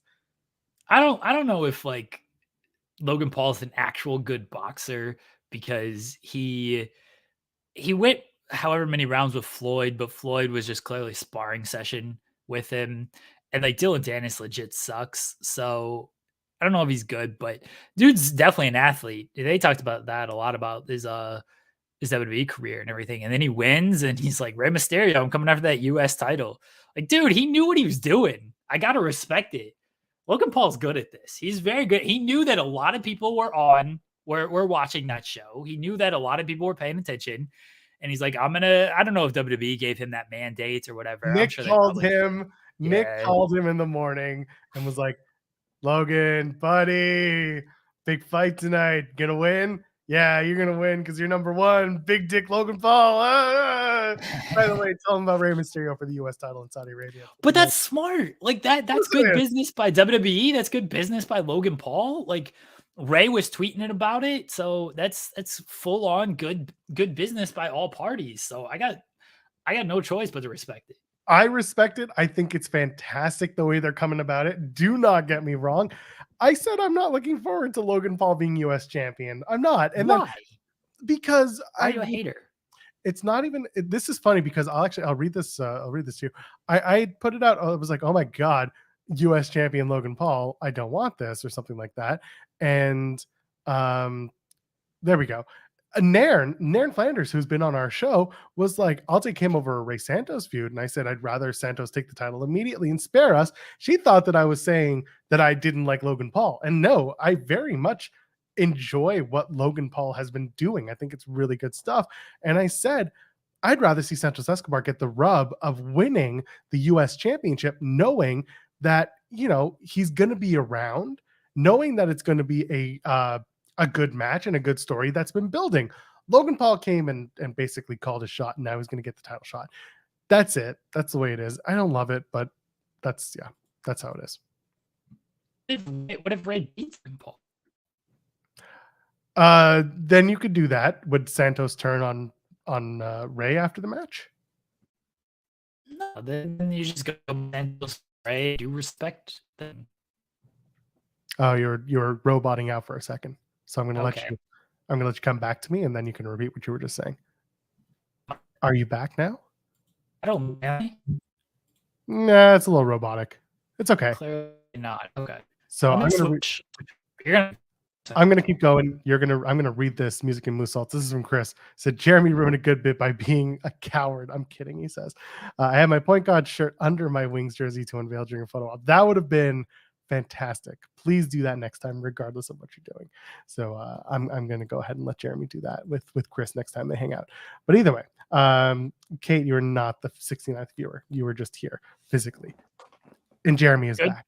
Good. Weird. Fine. Everything. Welcome back. Okay. All right.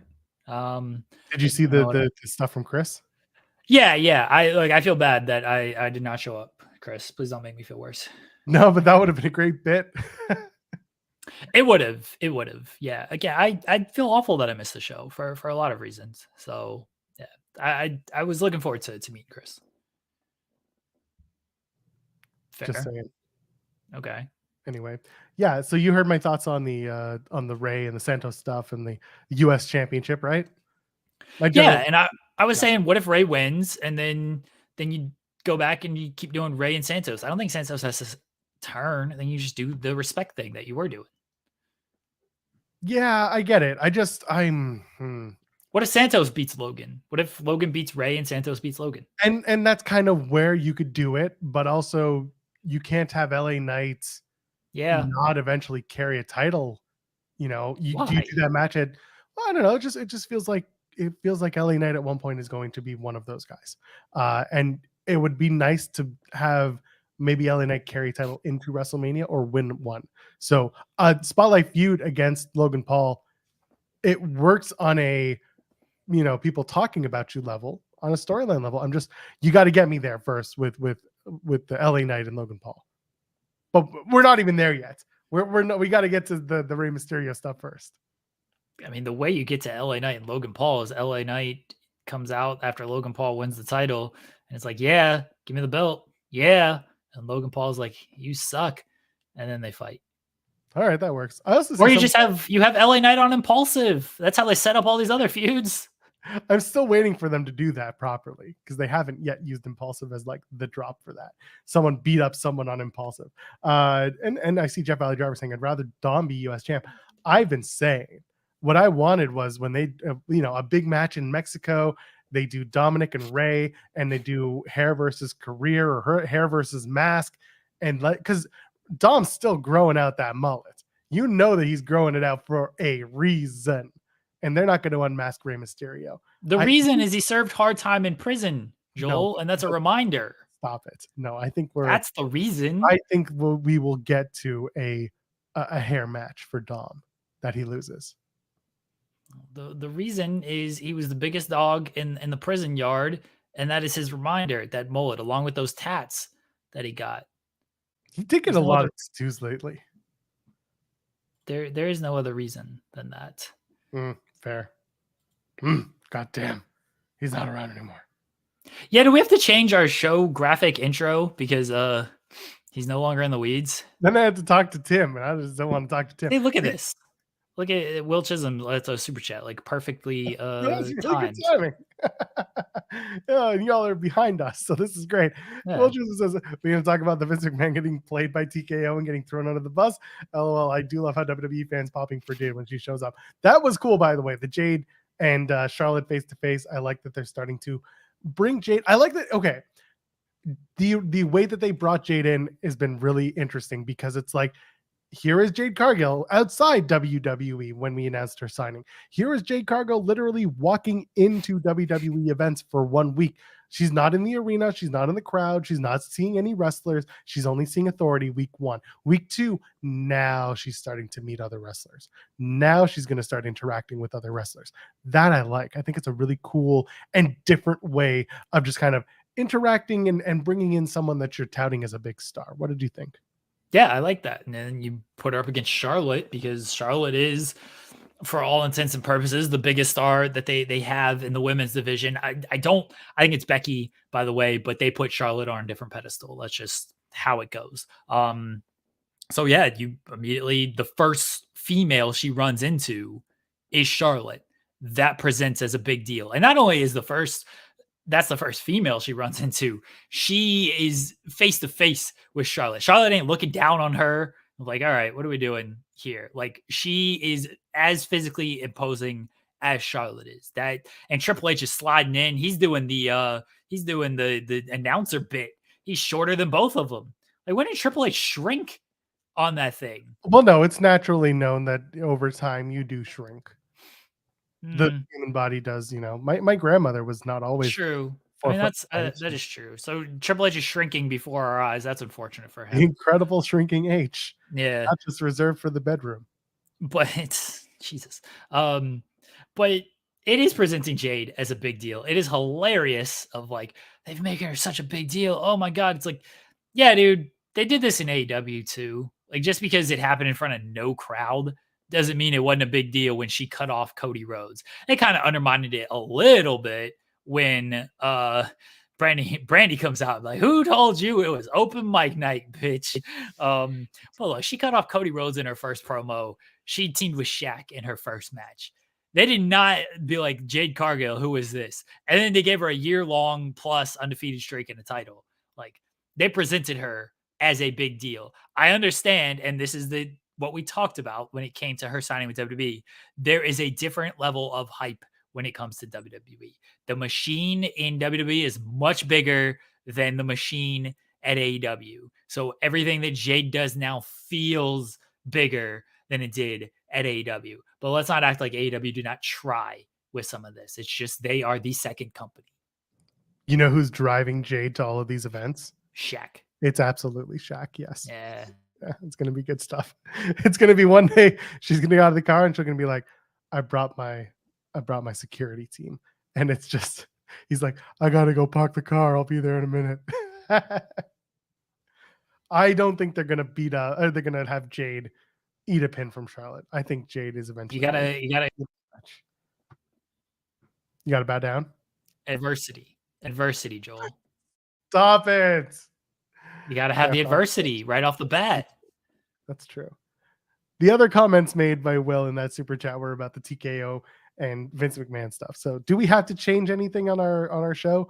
Nah. I mean, we could put like Ari Emanuel in there.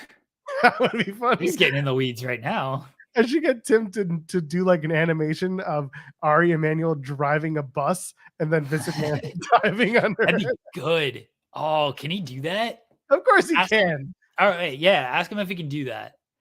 Driving a bus through like the grass and like Vince is just like run over by it. That'd be great. And then I had to explain to Tim what's going on at that point, because Tim is kind of like, he's doing other stuff right now, so he's not as like involved in wrestling. I just told him that we don't have to go to Greektown Wrestling this coming week because Conan is the special guest, and they just announced that wrestling on the show is Mike Santana. And I'm like, well, we just interviewed Santana, and I don't think we really want to do an interview with Conan. So why? Interview Conan, and the first question you ask him is, do you watch our podcast? I thought about that. It's actually in my Google Keep of interview notes. It just says, Conan, do you watch my podcast? And that's it. Just 30 seconds of that. That's it. Don't ask him anything else. Just be like, it. do you watch our podcast? And then I'll just pull out my phone and then I'll just DM it to him too. I'll be like, all right, I'm going to DM it to you just so you know to watch my podcast. We call it keeping it in the weeds. Oh, damn it. That works too well. That does. And then you could just say, you can show him our intro. Like, what do you think of our intro? Like, he needs a little Max Moon. Be like, everything needs a little Max Moon. Charles. Anyway, I doubt we're going to go to Greektown, but either way, by the way, shout out to MDB who's in the chat and very clearly like a solid 3 minutes behind us. Yeah, that's fine. It's very fun. And Mike from Indeed, who's on Indeed on the channel, was at Greektown in Hamilton, said he had a good time. So saw Homicide sing happy birthday to a 6-year-old. Was it Steven? Was it a boy, Mike? There's a guy named Steven who's been at like all these wrestling shows. He had brain cancer, had operations. He's at like all these big wrestling shows. He's well known like to wrestling fans in Toronto. He was at the AEW shows in Toronto as well. So people know who he is. Just tell Tim to make this new intro. Don't explain anything to him. He doesn't need to know.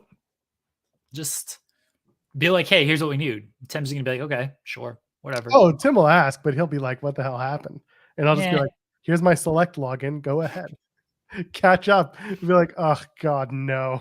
But yeah, I'll talk to him about redoing the intro now that things have changed. Oh, God. So yeah, there you go. What do you think? I mean, he's out for now. You think that Vince is going to find a way back in somehow? I think he's going to try, but Ari Emanuel's a powerful man, clearly more powerful than Vince. And I do think it's hilarious that when this was sold, Vince sold it because it's like, oh, he's going to let me stay in charge. And then Ari looked at everything and is like, you ain't really necessary here. Like, never mind. You know what? Creative's been going well. All the numbers and metrics are up and everything. I think if Vince can sell him on the stock's down, then, you know, that's because of me. That's because like, I'm not sure in here. Like, I need to be back and then everything will go up. I think that's Vince's play here is the stock price stuff, and Vince selling that like, well, it's down because there's no assurances about me staying because my stock could be sold immediately instead of that hold period. Because that's what Ari referenced as one of the reasons why the stock was down, is because Vince can immediately get out instead of there being the typical, this is what Jimmy Van explained to me.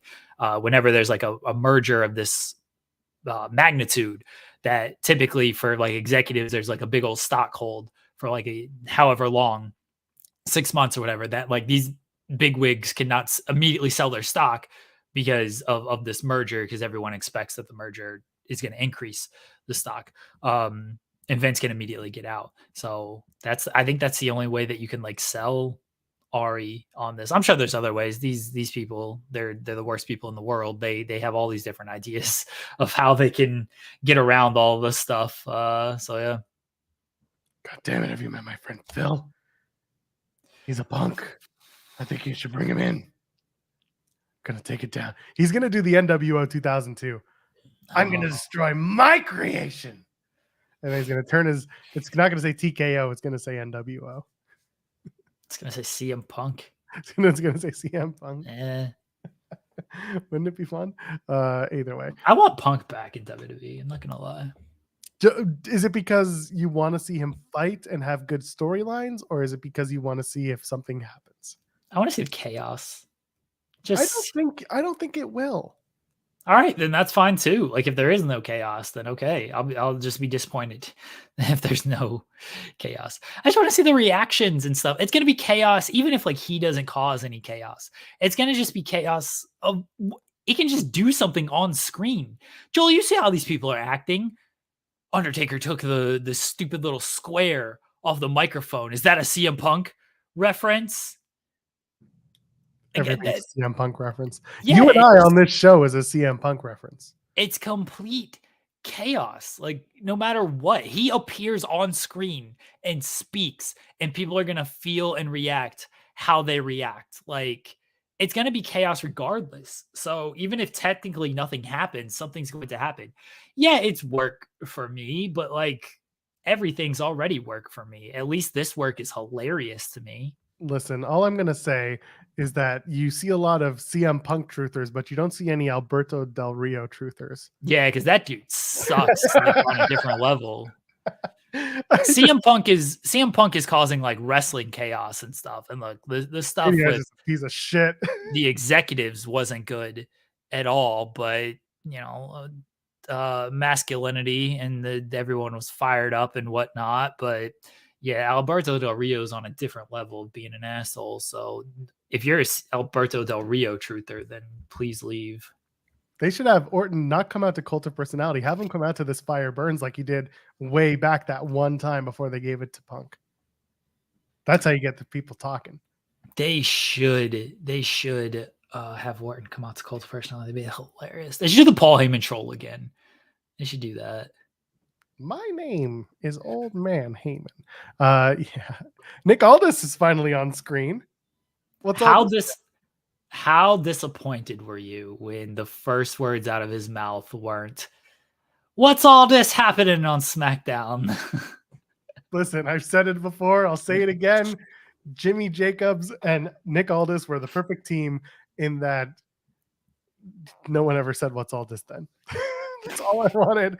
And no, he didn't do it. I didn't think he was going to.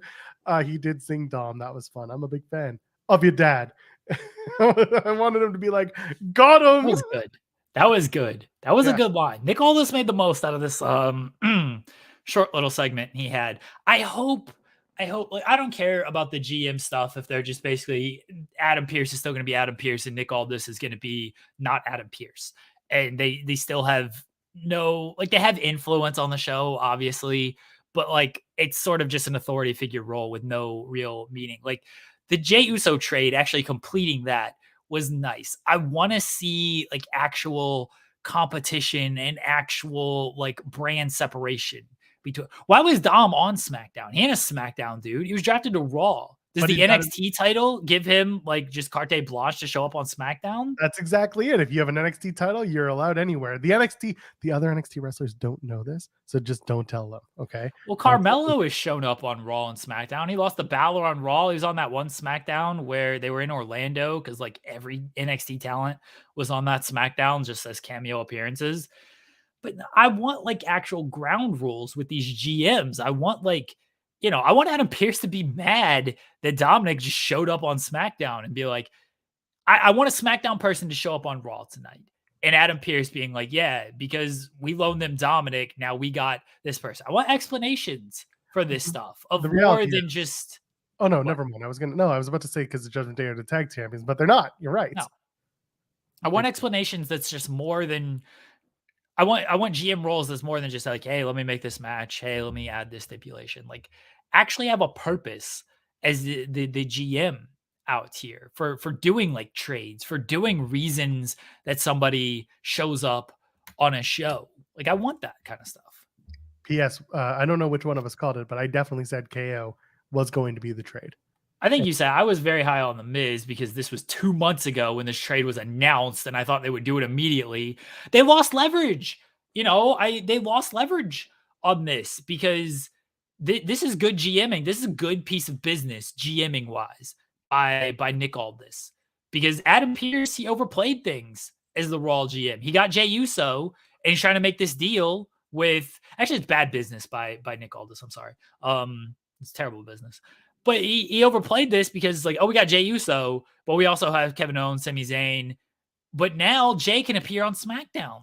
So if you're Raw, it's like, well, you already got Jey Uso back in some ways. So now we don't need to give you as much because you still have Jey just show, and you got Cody showing up anytime they want on SmackDown. So we got to give you less on this. But good job by Nick Aldis still getting KO in that trade. That's good work by him. That's still a top level star coming to SmackDown.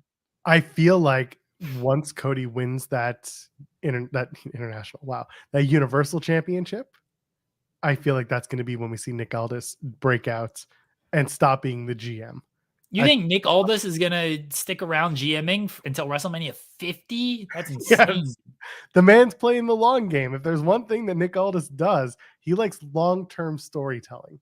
So I don't think so. I don't think, like, let's say Cody wins at WrestleMania 40. I don't think Aldis is doing, if he gets in the ring, I don't think it's an immediate thing of like, hey, let me challenge for this title. Now, I don't think they see Aldis like that. Because if they did, they'd just bring him in as a wrestler. Like, they wouldn't. Yeah, so like if they saw him in that way, they just bring him in as a wrestler. Like, he's an authority figure for a reason. I know what you're popping at. I'm tired, man. I'm tired, and it's funny. Louis great. He's so much better than you. Does he want to host this show with me? Are you okay, Joel? Joel is choking on all this something right now. Exactly. I was joking on all this. Anyway, that was good timing. I wouldn't be surprised to see all this challenge for the title down the line. Maybe not the first opponent, but I could see it as a build because I feel like Aldis is only 36. Like he's my age. He's not going to be doing this very long as like just an on-screen performer. I feel like he will go into wrestling. You know what I mean? Like I feel like you're going to see him do the wrestling sooner than later. I think he will at some point be a performer as well. I don't think it's going to be, because then he's the GM for like 6 months. I feel like they have I don't know if they have a long-term plan with any of this stuff, but I don't think it's, hey, let's make you the GM for 6 months and then we'll make you an active performer. Again, I think if they wanted to make him an active performer, they would have just done that. But at the same time, yeah, it's true. I'm just thinking to myself, they introduced him. People were by and large unaware of who he was, of who Nick Aldis. Yeah, what a cold introduction, by the way. I mean, they're not going to give him like music and fanfare and have him come down the ramp. They should have. They should have. But he's the GM. Like he's an on-screen authority character. He shouldn't be put above the wrestlers. And also, you were bringing out KO. KO was the big reveal out of all this. So instead, they had him introduce Nick Aldis, Triple H, say Nick Aldis, say nice things, and then have Nick Aldis speak well and eloquently, because if you're a Brit, you look like Rockstar Spud, then you are the new general manager of a SmackDown related brand, not named 205. So he then introduces KO, and that's the big one because KO gets the music and everything. Now we have to deal with what the Cody influence was, because Cody set the shit in motion. Y'all are making my guy Cody out to be the bad person here. Well, that's not what I'm getting at, but you will have to tell the story of like, you got Jey on the other show and you broke up Sammy and KO, who are best friends, quote unquote. Why is this Cody's fault that Kevin Owens was part of the trade? Do we know that Cody was the person who was like, hey, take Kevin Owens? That's not Cody's fault. We don't, but now the story is going to potentially become everybody hates Cody, when in reality everybody loves Cody. Cody's going to allegations against Cody Rhodes. But in the same way that Cody had to come around to Jey, now people are going to have to trust Cody again, because this is a bit of a political power play in the eyes of some. No, this was not Cody's fault. This is not Cody saying, take Kevin Owens. They could have traded anybody else. Why didn't they trade Finn Balor? Why didn't they trade Damian Priest? Why is Gunther? Cody didn't say, "Hey, take Cody or take Kevin Owens." It's not his fault. That's the Raw GM. Now Adam Pearce. Blame Adam Pearce. Okay. We'll see how it plays out, but I'm excited. I'm excited here because at least it added a wrinkle to a story. You had the show off between, or the showdown between Reigns and Rhodes after the tag match. There's something building. Everyone was hot about that too. Why? What were they like? Bad hot or like No, like excited? hot. Like they were like, "Oh, Okay. shit, here we go, Cody and Good. Roman." And that's good. I like that Yes. they got to tease me on that, and they got a good tease out of that. They're not going to hop right into it, but they certainly got you like, oh, we're going to come back around. Roman's going to take like another 3 months off. That's fine, but then we're going to come back around. So this was really good. We're starting a new chapter, the bottom of the whatever, and this is nice. This was a good reintroduction to that storyline, in my opinion. Can I just say that Jimmy Uso sucks as the quarterback? Eat. Don't like that. That was so good. Roman, those backstage segments are hilarious to me. I saw somebody pointing out of Roman's acting. It's like, it's not good. That's kind of like the charm almost, is that everyone is like, Emmy, cinema. It's like, it's fine for wrestling acting. Like, I don't need these like great acting when it comes to wrestlers. Like, I don't want that. I'll watch a legitimate Scorsese movie if I want to watch that. I like just wrestlers doing this kind of stuff. It's hilarious to me. That's what I like about Roman. The presence is enough for me. The presence is absolutely enough for me of just him just being like, the quarterback, you run the plays. You trying to be me out here? What play you run? Hot route. You got to check to a hot route here. Jimmy sucks as the quarterback. Russell Wilson ass quarterback out here throwing for under 100 yards, bunch of interceptions. Let Jimmy cook. Jimmy cooking up cereal and burning that shit. Damn. That was a good line, actually. I'll give you that.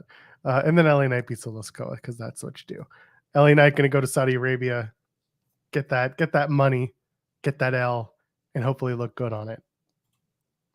Yeah. LA Knight, I did like that segment though with LA Knight coming out, got the big pop, confronting Roman. There's of course that great shot of the sunglasses and Roman. Memeable moments, baby. Yeah. That's good stuff. That's good stuff with LA Knight. SmackDown it felt very hot on Friday, and I don't think it's a coincidence that Roman was back and a lot of things felt very hot. It's been the Roman Reigns show, and when he shows up, things feel like a bigger deal. And what we talked about before is like, you got to maintain that when Roman Reigns is not there. And I think with Cena being back, they did pretty well with it. But when Roman Reigns is there, it feels like a bigger deal, feels like a bigger show. Yeah, I agree. And it's nice to see Roman back. And that's kind of like, I wonder if you had Roman every week, would we be feeling this way? Probably not, because that's what AEW is doing with Adam Copeland. It's like Adam Copeland's there. It's like, all right, cool. He's there every single week. Why do I care? Do you think he's going to break the Bruno number? I hope so. I hope he sets a whole new ass number. I don't want Roman ever losing these titles. I think it's hilarious at this point, because I agree with a lot of people of saying like, these stories don't need the belt. Yeah. Especially like the Jay story. They made it all about the lay on that. That didn't have shit to do with that title belt. They made it all about the what's it called? Ulafala. The Ulafala. They made it all about that. Like, it didn't have anything to do with those belts. A lot of these stories don't need these belts. But now I think it's just funny that he has the belts and that he's just carrying on. And I hope he never loses them. I told you, I hope he loses them by just being like, you know what? I broke all the records. Hulk Hogan record, smashed it. Bob Backlund record, smashed it. Bruno Sammartino record, smashed it. Stacked all them legends. You want these belts, you can have them. He just sits down in the ring and starts undoing his boots. And he's like, I'm done here. I can't do anything else. I beat them all. I beat the dead ones. I beat the alive ones. I'm done. Goodbye. And then Seth Rollins comes out. He's like, you haven't beaten me. And then he just smashes him and pins him. And he's like, metaphorically, I just did. Top guy out. And then everyone's like, oh, he's going to AEW. He's going to be FTR. No, I don't know. The R in FTR stands for Roman Reigns. Love Roman Reigns. That dude rules. I don't want him every week. I don't, because it pops me just when he shows up. bless Roman Reigns, dude. He shows up on his time, always gets the big pop, gets the big acknowledgement and everything. Comes to work when he wants. That's the schedule. I believe him. When I know Cody likes to, let me make the towns, and Seth is like, I'm going to be the fighting champion, everything. That's dumb as hell. All right. Just show up when you want, get paid the most money. If I could show up to work once every 3 weeks and get paid the same, not even Roman Reigns money, just pay me my same salary. I'd love that so much more than working every single day the way that I do. Roman Reigns has got the game figured out. It took him a long time to get there, though. It did, but you got to figure it out now. All these other people are still trying to catch up. Do you think the Roman Reigns babyface turn, the inevitable babyface turn, is going to be as good when it all comes about? He ain't turning babyface. Now he's going to retire as a heel? Yeah, he's going to be full-time. He'll turn babyface at some point. I don't know when. It'll be good, but it'll have similar elements to his current character. It'll have similar, like The Rock. The Rock babyface and heel wasn't that different. He just feuded with heels and said the same insults, but you cheered for him because of the people he was going against. That's all they're going to do with Roman, is he's going to actually go against heels, but they got to make a heel that's just as strong as he is, and good luck. That's fair. That's fine by me. I don't know. There's a lot that Roman can do, but let's hit a couple super chats and then we got a Raw preview. Will Chisholm asks, how long before we hear Vince trying to break up a TKO? What chance if TKO brings back Stephanie McMahon? So the Vince breaking up TKO, that's not going to happen because TKO and Ari and Endeavor, they basically have the voting power at this point. Like, it's happened. It's done. Vince would have to create a whole new wrestling promotion and hope that everyone comes with him. And I don't think that's going to happen. Vincent Punk, baby. Yeah. Let's go. It's going to be Vincent Punk Promotions, VPP, and that's how you're going to get it. Bringing back Stephanie McMahon, that's up to Stephanie. I couldn't speak for her, couldn't tell you, but she was liked and she did good work, so it's entirely possible. I don't know if you have anything to add. Yeah, that's a Stephanie call. I'm sure if TKO reached out and was like, "Hey, do you want to come back?" That's her call. I am sure if she wanted to go to them, be like, "Hey, here's what I can offer," but I think that's more on her than it is TKO. I don't think they're really going to reach out, and if they did, it's her call on that stuff. And then Vince breaking up with them, yeah, it's kind of like Joel said. Like, theoretically, he can cash out his stock and leave, but then what's he going to do? I feel like he's going to start his own. He's going to buy AEW and team up with Tony Khan. There we go. Wouldn't that be like, is that the most chaotic? What's more chaotic? Him starting a new promotion or buying into AEW? Oh, I'll give you one more. Okay. Billy, I hear you need investors. No, we're not going the NWA. That's not chaotic at all. That's just a failure. He's going to take the NWA to new heights. No, our product is straight up the middle. That's how we're going to go straight up the middle. No, and buying into the NWA is not chaotic. That's just sad. That's honestly just sad. Where's Cyrus? God damn it. Him starting up his own promotion. But then you got to get like a TV deal out of that. And I don't know if people, like, is any platform going to take on a third wrestling company? Dick Ebersol still alive? I don't think he's like in the sports business. 76 years old, still alive. Dick, you owe me a favor. Yeah, he's not going to do either. We're just screwing around and throwing out hypotheticals. Although him buying into AEW would be very chaotic and very. Oh, it'd be so good if it was like, because Shad has more money than Vince. People got to realize that. Yes. So, but if he bought to like, Tony wants majority control, but if he bought into like 40% or something, Tony still has 60, maybe if it's even less than that. But Tony won. I don't think he likes Vince for a good reason. He's taken all the shots anyway at Vince. So I don't think like this is, again, I don't think any of this is ever happening. We're just screwing around, throwing stuff out. Morning show vibes, baby. Yeah. We're just throwing stuff out. Let's say hypothetically, Vince buys in for 40%. And Tony is like, yeah, sure, 40%. Okay, I'm still in control. Vince like taking orders from Tony. Hilarious. Hilarious. Vince trying to pitch all these ideas and stuff. And Tony's like, no, we need to close with a show angle. Like, no, wedding? No. AEW should do a wedding, by the way. They did it one time. Yeah, they've done one. Yeah, they got to do another one. They did it during the pandemic. It was a pandemic wedding. They had a don't remind me about Chucky, was it Trent or Chucky? Whoever was the fuck, what was it? The butler. Yeah. Miro. They fucked that up real bad. Hated that.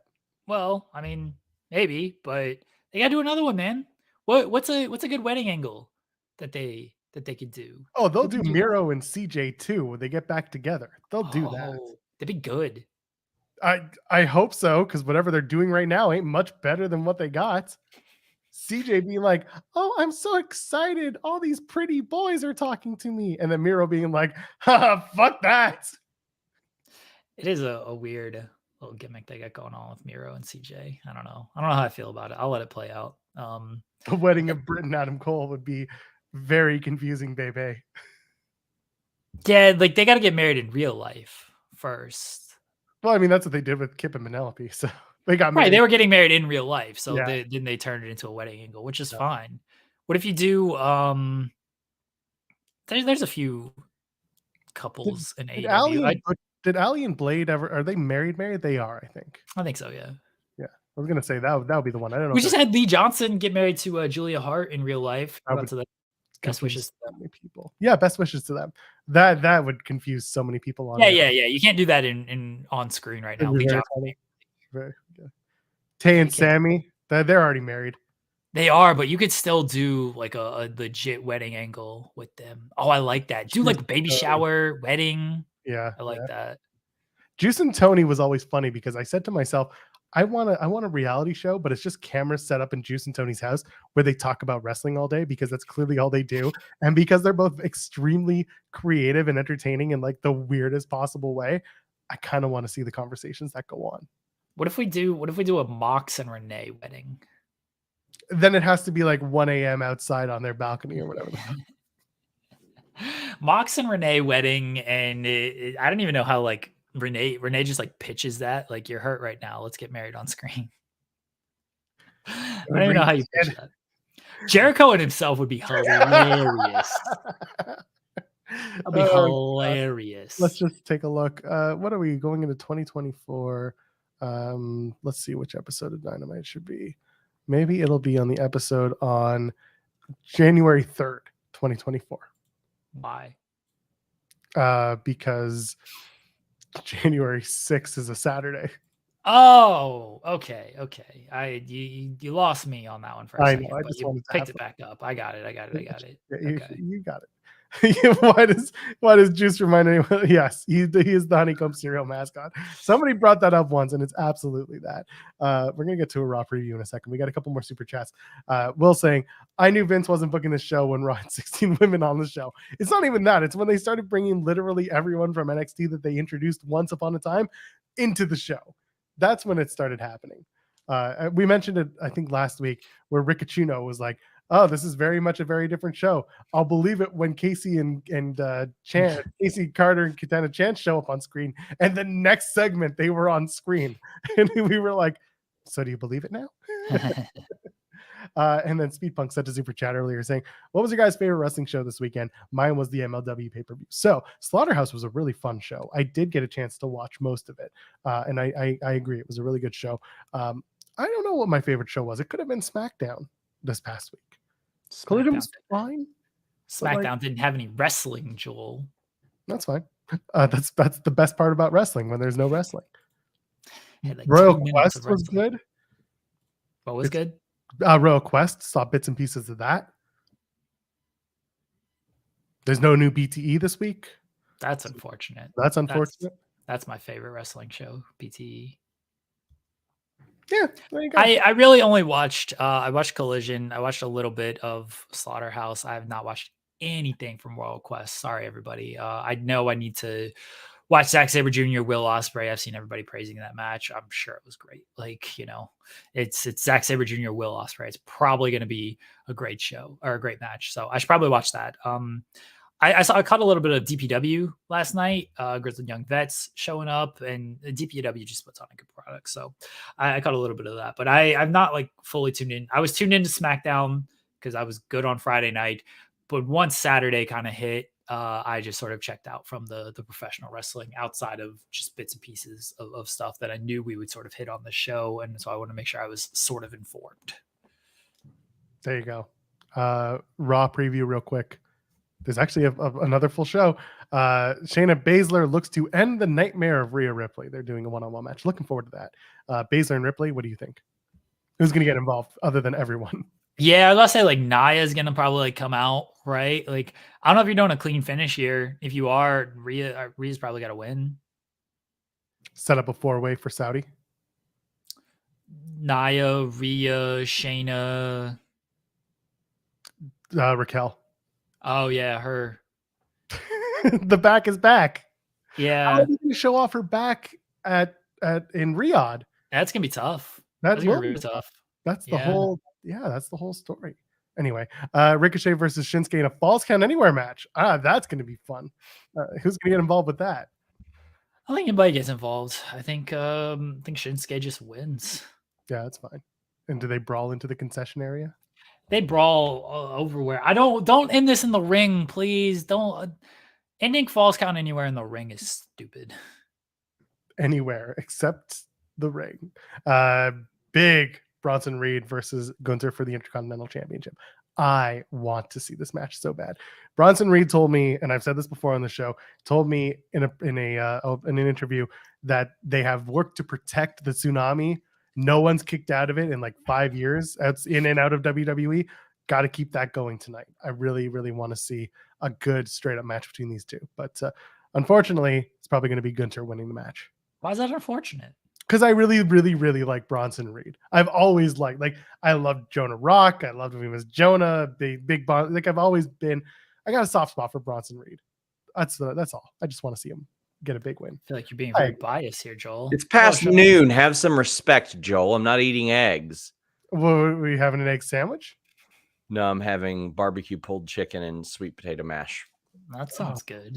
It's pretty good. I mean, it's one of the little pre-meal gimmicks. So, yeah. How are you guys? How are you guys? Good. Busy morning of talking about nothing. That's cool. It's pretty much. Cool. I rewatched King of the Hill, the first episode of King of the Hill, and I forgot that they sit around talking about Seinfeld in the first episode. They're like, "Dang on, New Yorkers, man, show about nothing." That's what we do. How are you, Sean? We missed you last week. Joel said that you did not show up once last week. Didn't? No, he took the whole week off. Yeah. Oh no, man. You know what? I think he showed up on Monday, but I wasn't on the show. Yeah. Because I was gonna say I don't go a full week. I don't take weeks off. Yeah. As Jeremy would say, I ain't no part-time and bitch. I was just talking. I was just talking to somebody on the phone, and we were talking about the Punk stuff and about how the references seem to die down on SmackDown after I got that call last week, and they go, "Well, we don't want to set unrealistic expectations." I go, "What are you talking about? Shinsuke Nakamura did go to sleep on Raw, and Corey Graves at this point, I expected to come out dick and balls out on Tuesday NXT, scream CM Punk at the camera, and then dash off." Like, why does he need to hold his dick and balls out? What is that reference to CM Punk? Ratings. Okay. Go on. Ratings. Did you know that the Cage Fury DJ is in on this thing playing? Dude, I saw that and I wanted to snap. I wanted to just shake people and be like, "You think that DJ or CM Punk has any idea what the Survivor Series theme was last year?" I think John Morgan is hit on it because that man is a needler. If anything, yeah, if anybody is, it's John Morgan. That's the only one. But I just look at that and I'm like, you think if the DJ knew about it, that we wouldn't know about it at some point? Like, come on, get out of here. But John Morgan heard that song playing. He's like, War Pig, Survivor Series, CM Punk, Survivor Series coming up. Going to any other promotions? Yes. Or the one that really and perhaps it was in jest, but at this point I can't tell. Somebody posted the LA Knight Roman Reigns shot of Roman Reigns looking into LA Knight's sunglasses and said, oh, "It's look into my eyes. What do you see?" Let me tell you, I squared up at my PC like this. I was like, "Come on, just give me one shot at this person. One, they won't make it through." Here's the problem with what you're talking about, though. The Cage Fighting Fury DJ is very clearly Valentino Khan, who does all of the big, like WWE pre-show DJ sets. Sure. So he knows. He's the guy. I'm sorry, but you think that he remembers? I think he does. I don't think he remembers. I don't think he remembers at all. He's a Khan. He remembers everything. All Khans remember everything. That's what wrestling has taught us. I don't buy it. And I don't appreciate you bringing that up either, because that makes my life a lot harder. Here for it. I'm here for it. I don't like this. I don't like it. Not one bit. Not one bit. Not one bit. Damn it. So yeah, here I am eating my delicious lunch. I got leftover chili. That's pretty good. I know. Good time of the year for it. What's the temperature like up there? Don't tell me in that bullshit Celsius either. It's a bit chilly. Let's find out. Let's take a look. Right now it is loading up the screen for the weathernetwork.ca. It's probably about what's that? What's 12? That's 60 something. No. That like low 60s. Let's say low 60s. Pretty good. Yeah, it's comfy. It's weather. It's conversion rate nonsense. Like, by the way, you're dumb. It's like mid 50s, but oh yeah, I'm not dumb. I just happen to do what every other person in the world. It is. Listen. It is 12 degrees Celsius times 9/5 plus 32. And if you would have watched Super Troopers 2, you would have known that. Is that legit? Is that legitimately how yes, you figure it out? that's the formula. Okay. That is. I have no idea. I learned it from Will Sasso in Super Troopers 2. Feels I like just Google. Yeah. I just use the system that everyone else in the world uses, not American. I just Google. And that would be just over 53 degrees. Yeah, Michael Dammit says 53. Yeah, feels like 50. There you go. Sure. Feels like 50. Well, it feels like 53. I would know. Well, the real feel is 50. The real feel is 50. Gonna start requiring math tests as like the CAPTCHA when people send me invoices. I mean, screwed. they very clearly, again. because they very clearly can't read 11:59 p.m. Eastern on a clock already. I'm going to see what other numbers they do or don't know. Who sends in the latest invoice? It used to be Denise. Will would be like 3 months late. Will just didn't submit one for months. And I was like, cool. Denise, sometimes she's not late that much anymore. Nick Harrison, Professor Nick, was always late, but he hasn't done anything for us in a couple months. Kate is always late. And here's the funny thing. She has complained, or she's been like, I am so sorry this is late, when she has accidentally sent it in 2 days early before. I usually get it in about like 10 p.m. Yeah. I think. Yeah, Alex is sometimes late, but it's usually immediately following that. Because she'll never watch this, I'll tell you what Taylor Hendricks does.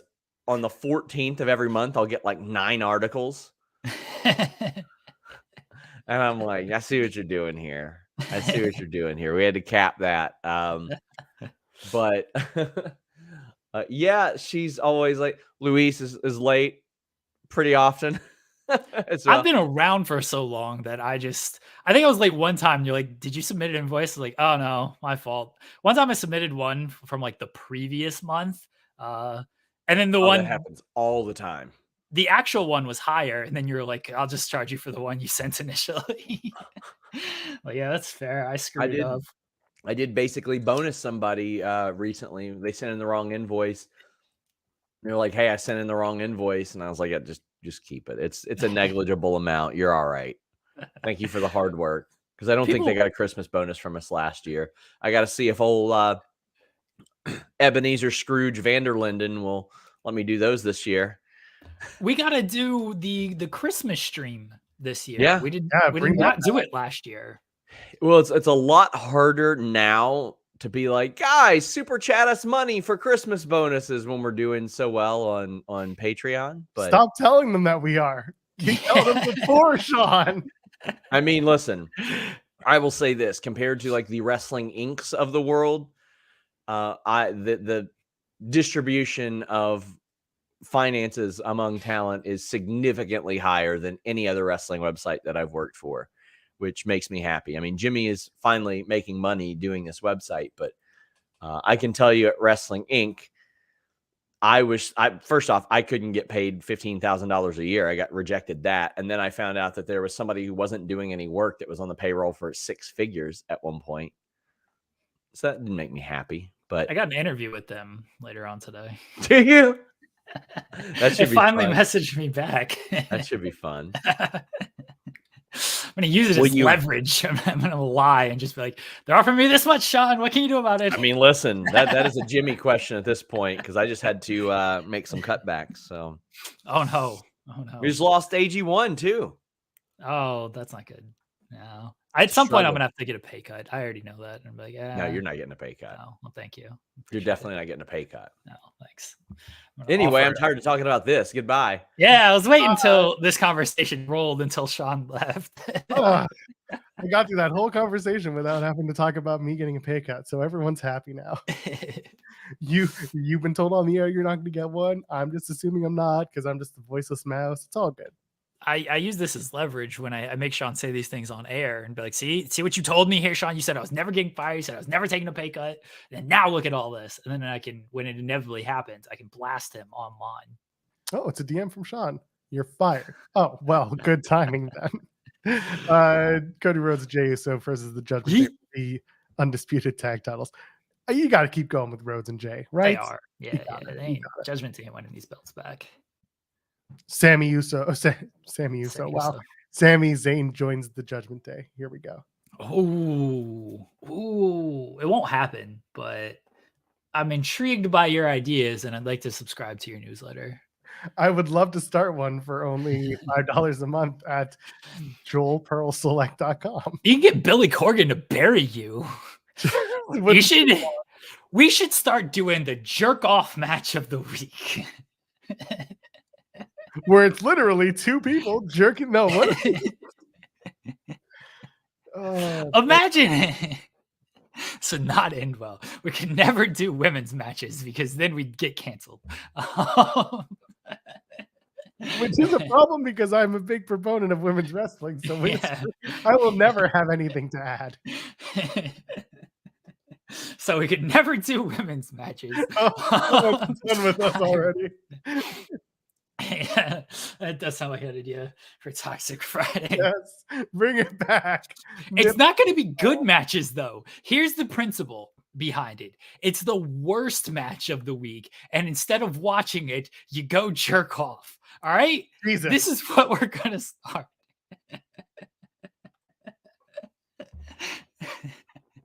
Suck on that, Billy Corgan. But the problem is people are just going to pick a bunch of level up matches and then we're screwed. No, it's got to be main show. It's got to be main show stuff. Oh, Jesus. It's got to be main show stuff.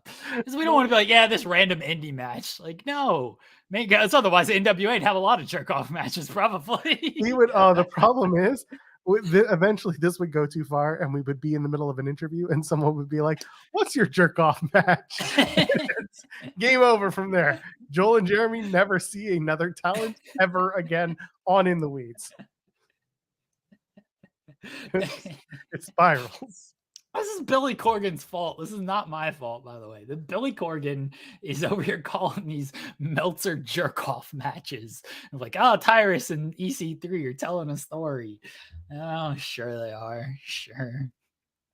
So jerk-off match of the week coming soon to In the Weeds.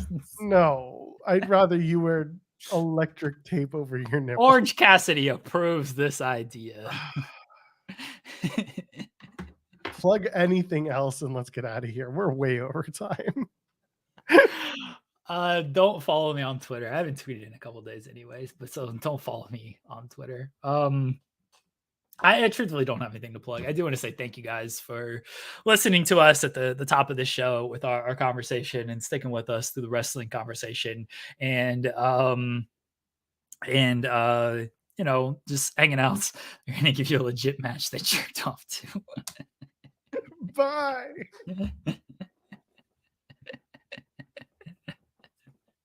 Someone's gonna really cancel themselves on the show. It's not gonna be good. I got a whole list of people we could try that with. There are a few people who'd probably give us like a funny response. I'm sure of it. Yeah. Yes, I'm sure of it. We just gotta pick and choose our spots. Right. As I try to give like a sincere thank you and appreciation to the audience, we're just going to talk about jerk off matches. That is what I like to think is the beauty of this show is we can do the stuff we did at the top of the show and we can do the stuff we've done at the bottom of this show. So I appreciate you guys. Thank you guys for all the love and the support and the appreciation. Yeah, hope everybody has a good day, and we'll be back on Tuesday or Wednesday. We'll be back on someday. But yeah, we'll be back later on this week with hopefully I have some guests and everything. We don't have guests this week today. That's on me because of my weekend. So you can blame me on that if you would like. But yeah, we'll have guests later on this week. Again, thank you guys for love, support, appreciation, all that good stuff. Hope everyone just take care of yourself. Everybody, take care of yourself. Absolutely. I have nothing else to add. Go ahead, leave a thumbs up on the way out and subscribe to us here at Fightful Overbooked. We are back on Wednesday. You got to do it the other way because that way is bad for Brits. The thumbs up and all that stuff that I just mentioned. Back here Wednesday, noon Eastern. No, 10 a.m. Eastern. I don't know what I'm doing anymore. Wednesday, 10 a.m. Eastern. Friday, 10 a.m. Eastern. Tons of stuff dropping on Fightful Overbooked. So hit the bell, get your notifications because there's always something going on. Okay. Till then, I am at Joel Pearl, JOELPEARL. Ladies and gentlemen, friends beyond the binary. We'll see you in the next one. Cheers.